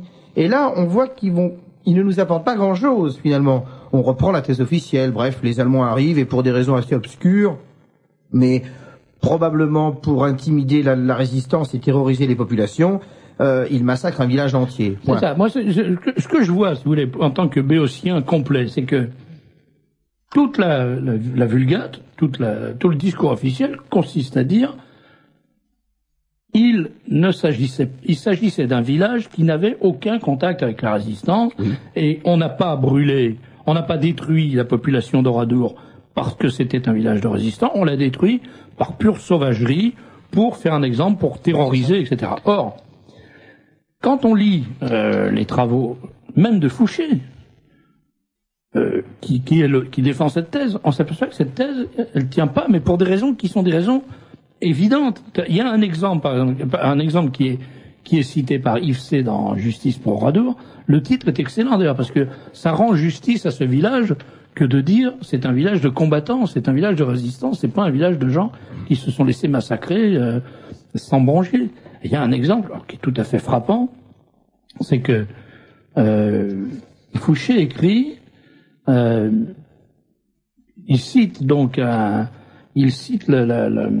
comment dirais-je, la dactylographie d'un procès verbal d'audition d'un ancien Waffen-SS, Auguste Lohner, en date du 22 novembre 45, qui était présent à Oradour-sur-Glane le jour du drame, le 10 juin 44.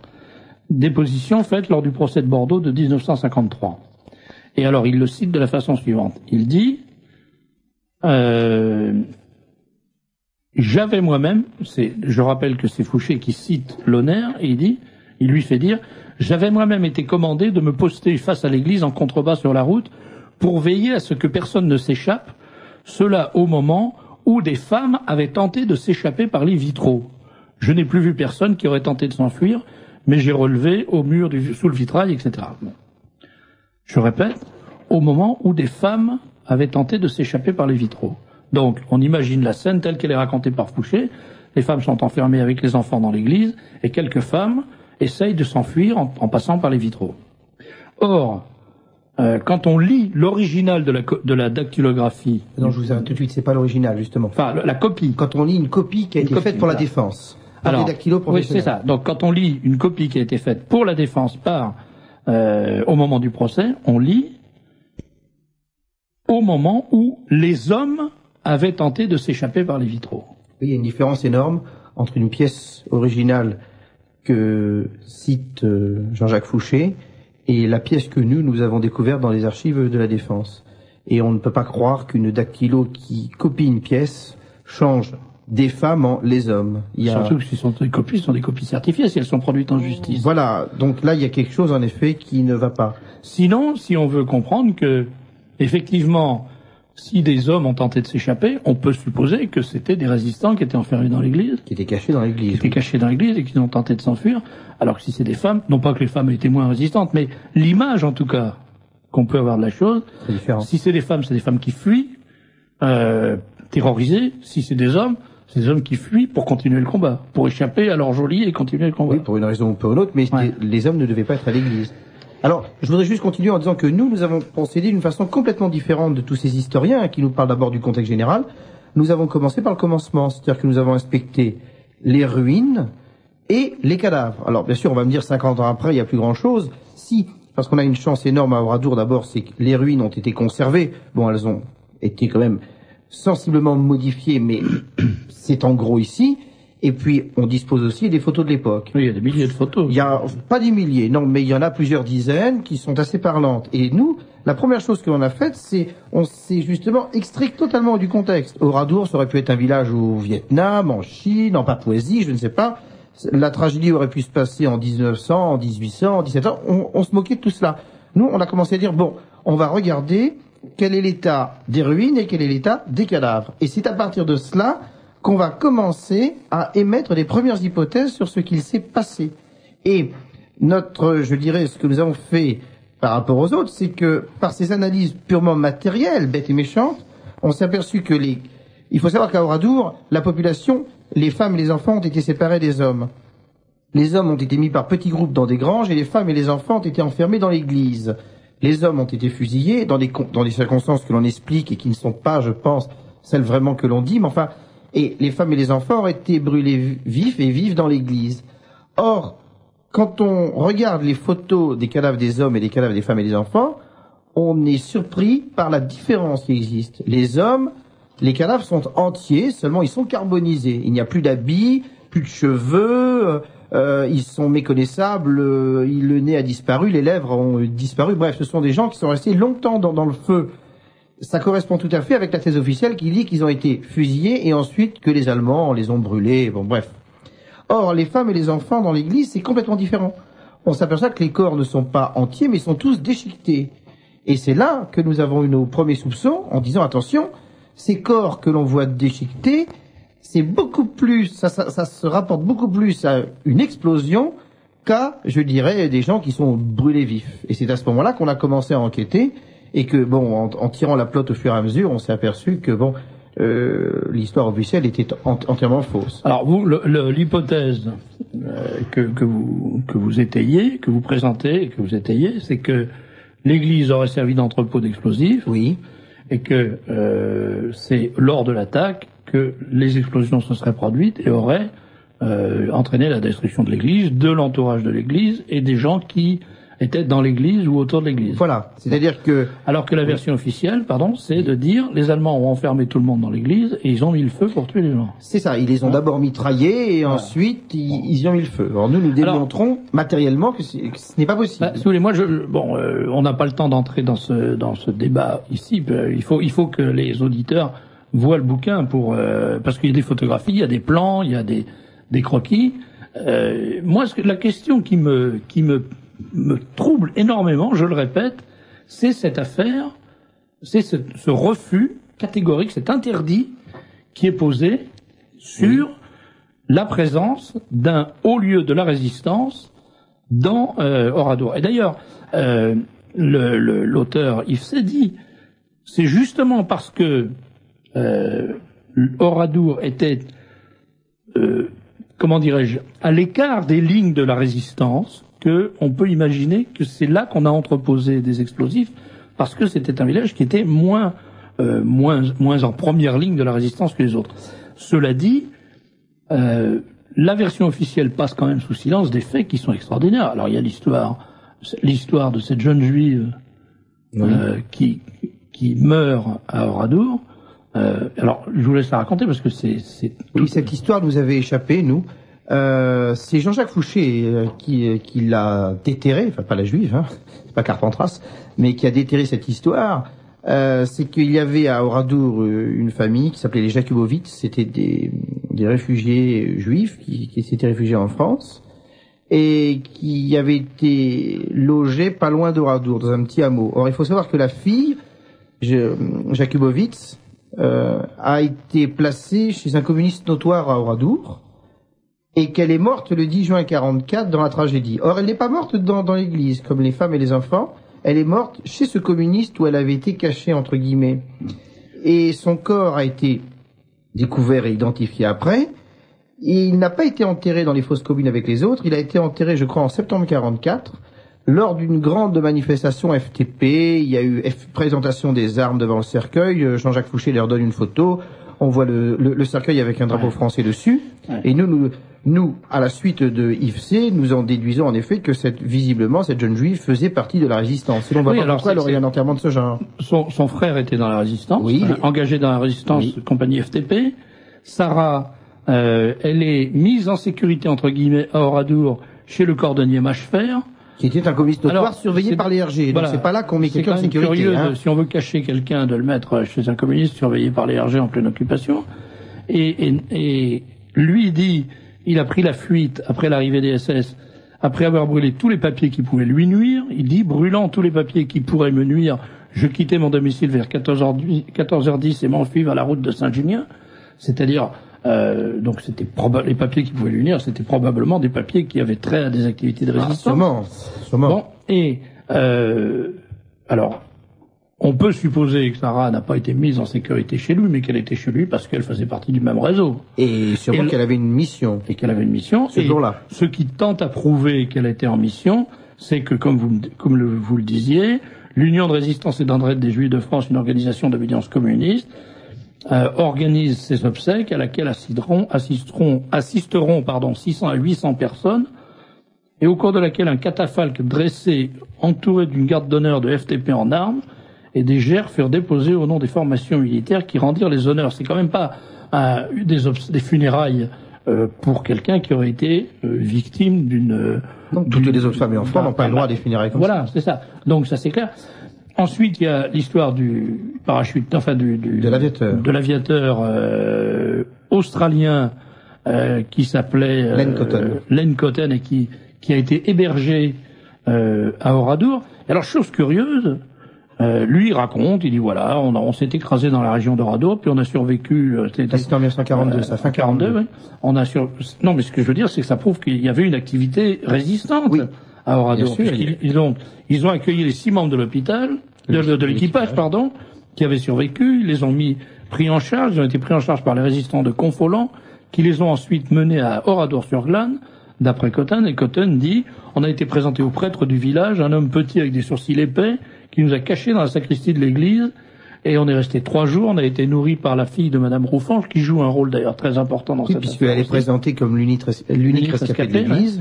Qui se faisait appeler Daniel, et que la fille de Madame Roufange appartenait à la résistance sous le pseudonyme de Daniel.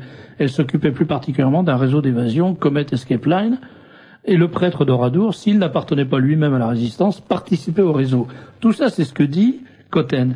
Et curieusement, Cotton envoie une lettre circonstanciée pour témoigner, puisqu'il a été retrouvé en Australie. Oui, c'est nous qui l'avons retrouvé d'ailleurs. C'est nous qui l'avons retrouvé. Et alors là, grand silence. Voilà. Il a donc Fouché n'en cite pas. Non, voilà. Lorsque j'ai retrouvé Len Cotton, c'était à la fin de mon enquête et je pensais plus faire de découverte et c'est une circonstance, peu importe qui me l'a fait retrouver. Et je lui ai tout de suite demandé d'écrire une lettre circonstanciée et dans mon premier livre, je l'ai publié. Donc j'ai publié la lettre et la traduction. Et je pensais que Jean-Jacques Fouché allait me répondre en essayant de dire que Len Cotton était un fabulateur et que je m'étais laissé tromper par un simple fabulateur. Or, dans son livre sur Oradour, il n'y a pas un mot sur Len Cotton. Il passe complètement l'affaire de cet aviateur récupéré par la résistance et amené à Oradour, en fin 42, début 43. Il passe complètement cette histoire sous silence. Il n'essaie même pas de nous réfuter, ce qui démontre bien qu'il sait que c'est vrai, mais bon, son seul choix, c'est la fuite. Enfin, il n'a plus de choix. Voilà, moi j'ai voulu vous recevoir pour parler de cette histoire parce que je crois que c'est la question. Il n'y a pas de question sur la réalité des faits. C'est indiscutable que les habitants d'Oradour ont péri dans des conditions atroces. C'est indiscutable qu'ils ont péri en présence d'une colonne de Waffen-SS. Et c'est indiscutable qu'il y a un lien entre la présence des Waffen-SS et la mort des gens d'Oradour. Ça, il n'y a pas de discussion là-dessus. C'est pas... Là, il ne s'agit pas de nier la réalité de ces faits. Il s'agit simplement de s'interroger sur les raisons qui font que on veut absolument étouffer. C'est quand même incroyable, c'est paradoxal. Depuis des années, moi j'ai 55 ans, j'ai commencé à m'éveiller à l'histoire de France de, alors, je sais pas, 8 ans.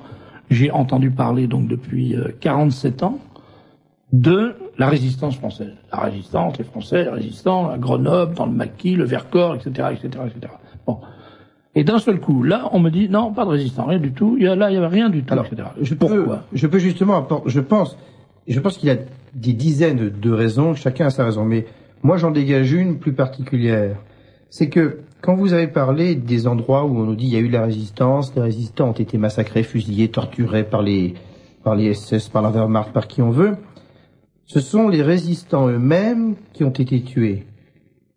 Alors qu'à Oradour, ce sont des femmes et des enfants qui, a priori, n'étaient pas impliqués dans les combats de la résistance, qui trouvent la mort dans une tragédie due à la présence de résistance dans le village.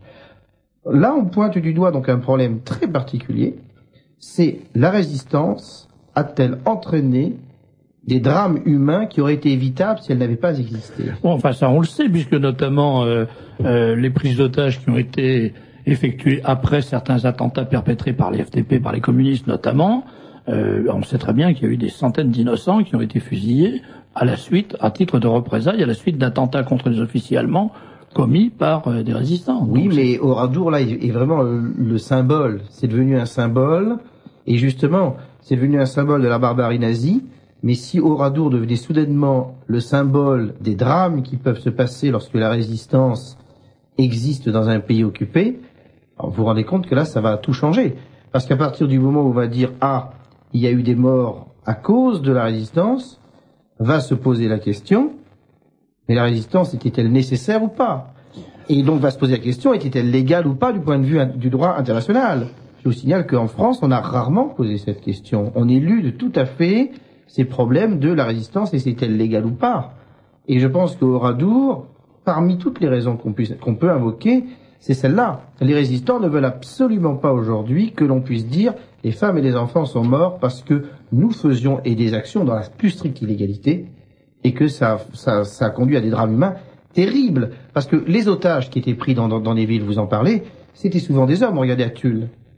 À Tulle, c'était des hommes et la plupart du temps, c'était des gens qui étaient en relation avec le maquis. Conformément à la Convention de Genève. Comment? Conformément à la Convention de Genève qui autorise pour chaque soldat tué par un franc-tireur, c'est-à-dire un homme sans uniforme, la Convention de Genève autorise en représailles de fusiller 10 hommes en état de porter des armes. Oui.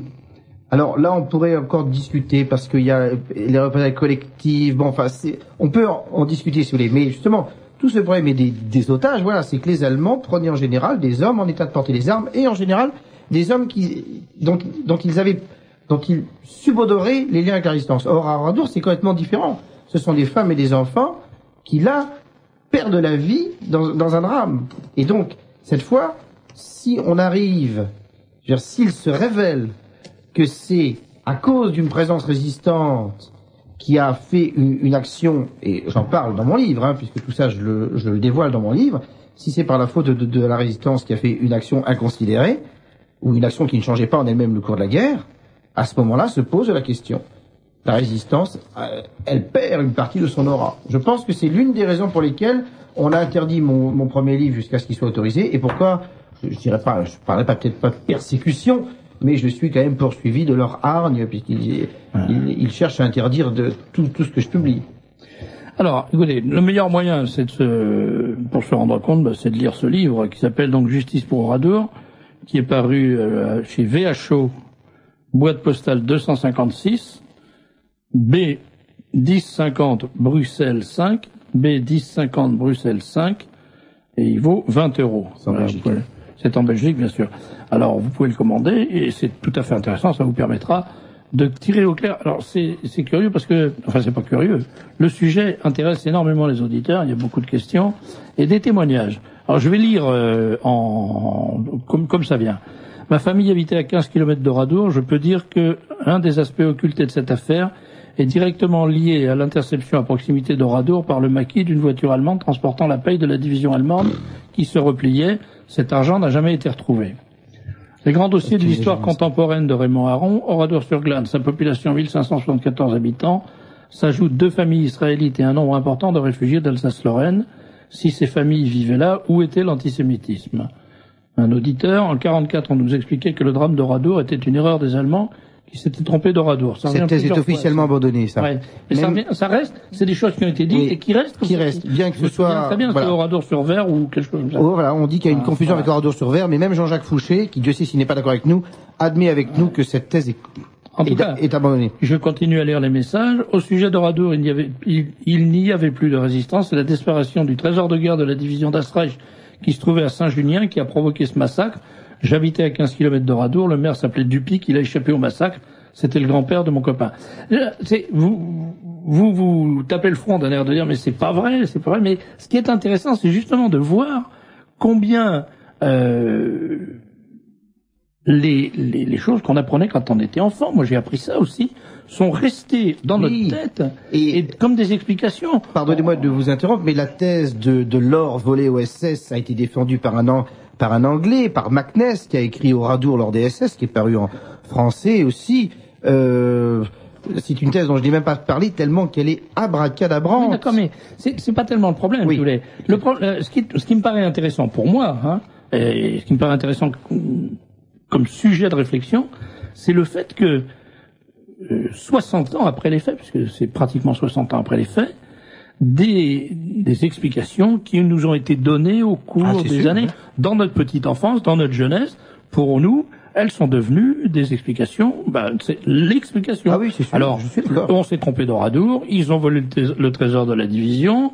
J'ai toujours entendu dire, dans mon enfance, nous dit une auditrice, que le massacre était une mesure de représailles des Allemands parce que l'un des leurs avait été pendu à un crochet de boucher. On pend toujours au crochet de boucher. On a l'impression que les crochets de boucher ne servent qu'à ça, d'ailleurs. J'ai vécu cette époque en Haute-Vienne et il a été dit que les Allemands avaient confondu Oradour-sur-Glane avec Oradour-sur-Ver, où il y avait eu des accrochages avec le maquis. J'ai un membre de ma famille, une jeune fille de 15 ans qui a été brûlée dans l'église d'Oradour-sur-Glane. D'après ce que nous pensons, les Allemands se sont trompés. Ils devaient aller à Oradour-sur-Ver parce qu'un colonel allemand avait été tué à cet endroit par la résistance. Oui, non, c'était pas Oradour-sur-Ver, justement. L'histoire du colonel allemand, je l'explique en long, en large, travers dans mon livre. Alors, j'ai toujours entendu dire que la division SS avait été victime d'une attaque dans un autre Oradour et que les représailles étaient dues à une méprise. Trouve-t-on maintenant à Paris le livre Oradour, le livre de Vincent sur Oradour de Vincent Renoir? Alors, on peut le commander à la... on peut le commander directement à notre adresse. Hein. Je précise que c'est un livre qui n'est plus interdit. Voilà, c'est ça, tout le monde peut le commander. Et il n'est pas interdit d'en parler. Tout ce que les gens ont parlé d'ici, j'en parle, mis à part l'histoire de l'or qui est tellement grotesque. Bon, là, j'ai pas osé... Alors, ne peut-on rapprocher... Alors ça, je le dirai après. André Figueras a écrit un livre sur Oradour qui est complètement différent et n'a jamais été ni démenti ni interdit. Mais il n'est pas différent du tout, puisque... Moi, je l'ai démenti. Il y aurait eu un stock de munitions caché dans le clocher qui a explosé par erreur. Oui, enfin, ça c'est... Mais par contre, Figueras s'est trompé sur beaucoup de choses dans son histoire d'Oradour. J'en parle un peu, d'ailleurs. Et alors, une question très intéressante, moi je trouve, ne peut-on pas rapprocher l'affaire d'Oradour du mensonge qui a déclenché l'attaque de l'OTAN contre la Serbie, la fameuse attaque à l'obus du marché de... Sarajevo, c'est ça. C'est très possible, là, je suis pas... Et pour finir, et je crois que ce sera la question, plutôt l'intervention d'auditeur qui clôturera cette conversation, toute cette discussion sur Oradour me laisse perplexe. On peut difficilement dire mieux, non? Ah bah oui, là, je vois pas trop. Ce monsieur a qu'à lire mon livre, il verra ce que... Voilà. Alors, je répète, ça, c'est pas votre livre, c'est le livre de Yves C., Justice pour Oradour, qui est paru aux éditions VHO, boîte postale 256, B 1050 ou 1050 si vous préférez, Bruxelles 5, Royaume de Belgique. Le prix est de 20 €. Le service compris ou... Non, si c'est 23 € franco. 23 € franco. Même en Belgique, il est là. Il est partout. Merci Vincent Renoir. C'est moi qui vous remercie de m'avoir invité. J'espère que vos ennuis, puisque maintenant justice vous a été rendue. Ah ben non, maintenant il m'accuse, je suis sous le coup d'une plainte et d'une instruction pour apologie de crime de guerre. Ah. Toujours par rapport à Oradour. Parce que vous avez félicité les... Ben non, justement. Alors d'abord, ils ont voulu me poursuivre pour négation de crime de guerre, mais on a dû leur dire que la seule négation qui était condamnable en France, c'était la négation de crime contre l'humanité. Or, Oradour étant un crime de guerre, on ne pouvait pas me poursuivre pour cela. Alors ils ont dit que finalement, cette négation équivalait à faire une apologie du crime. Donc je suis poursuivi pour apologie du crime. Alors je précise qu'on n'a pas fait d'apologie, c'est très très mal ce qu'ont fait les Allemands. C'est bien clair. Hein, que tout ceci est vrai. Je n'approuve pas, c'est très mal. Voilà. Eh bien, au revoir à tous et bonne fin de journée. Merci Vincent Renoir. Alors mon petit Fersan, il vous reste 2 minutes pour nous dire où vous en êtes de votre prochain ouvrage. Là, alors le prochain ouvrage, j'ai un ouvrage que je viens de remettre au correcteur pour les corrections finales, donc l'ouvrage est terminé. C'était pas celui que je pensais finir en premier, mais bon, il s'est avéré que c'est celui-là qui va sortir en premier. C'est un livre qui va s'appeler Libre Parole, au pluriel, je précise bien au pluriel, Libre Parole, qui est une chronique de tous les événements qui se sont passés donc de mai, pendant les mois de mai et le mois de juin. Un commentaire sur l'actualité, avec des portraits tendres pour certains, grinçants pour d'autres, de diverses personnalités. Alors, je cite quelques noms de personnes dont je dépeins d'une plume amicale ou féroce. Donc, je dis quelques noms, vous verrez qui aura le droit à la critique amicale, qui aura le droit à la critique féroce. Si on sait d'avance, c'est pas drôle, alors. Des gens comme Pim Fortin, Julien Drey, Marine Le Pen, Malik Bouti, Pierre Sidos, Jacques Chirac, Bertrand Delanoë. Un petit commentaire, Pourquoi vous regardez d'un air coquin en disant Bertrand Delanoë? Il est extraordinaire, ce garçon. Pas d'allusion, mon vieux. Donc c'est un commentaire. Alors, chaque jour, je commente un point de l'actualité. Donc ça fait quand même le tout un joli ouvrage de 200 pages pour un prix tout ce qu'il y a de plus dérisoire puisqu'il est à 28 €, frais de port inclus.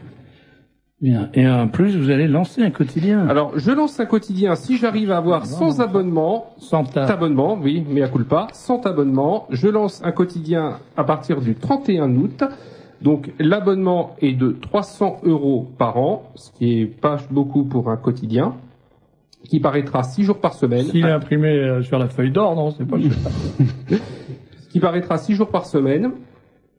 Donc toutes les semaines évidemment. Oui, bah c'est un 4 pages. C'est le propre du quotidien. Voilà, donc 300 € par Alors, an. L'adresse, publication Henri de Fersan, boîte postale 18 63 670 Le Cendre. Alors attendez, il va toucher, si jamais il a 100 abonnements à 300 €, il va ramasser la caisse et on n'entendra plus jamais parler de lui. 30 000 € quand même. Hein, vous avez le temps de voir venir. Merci Henri. C'est un abonnement sur papier ou sur Internet? Ah non, sur papier.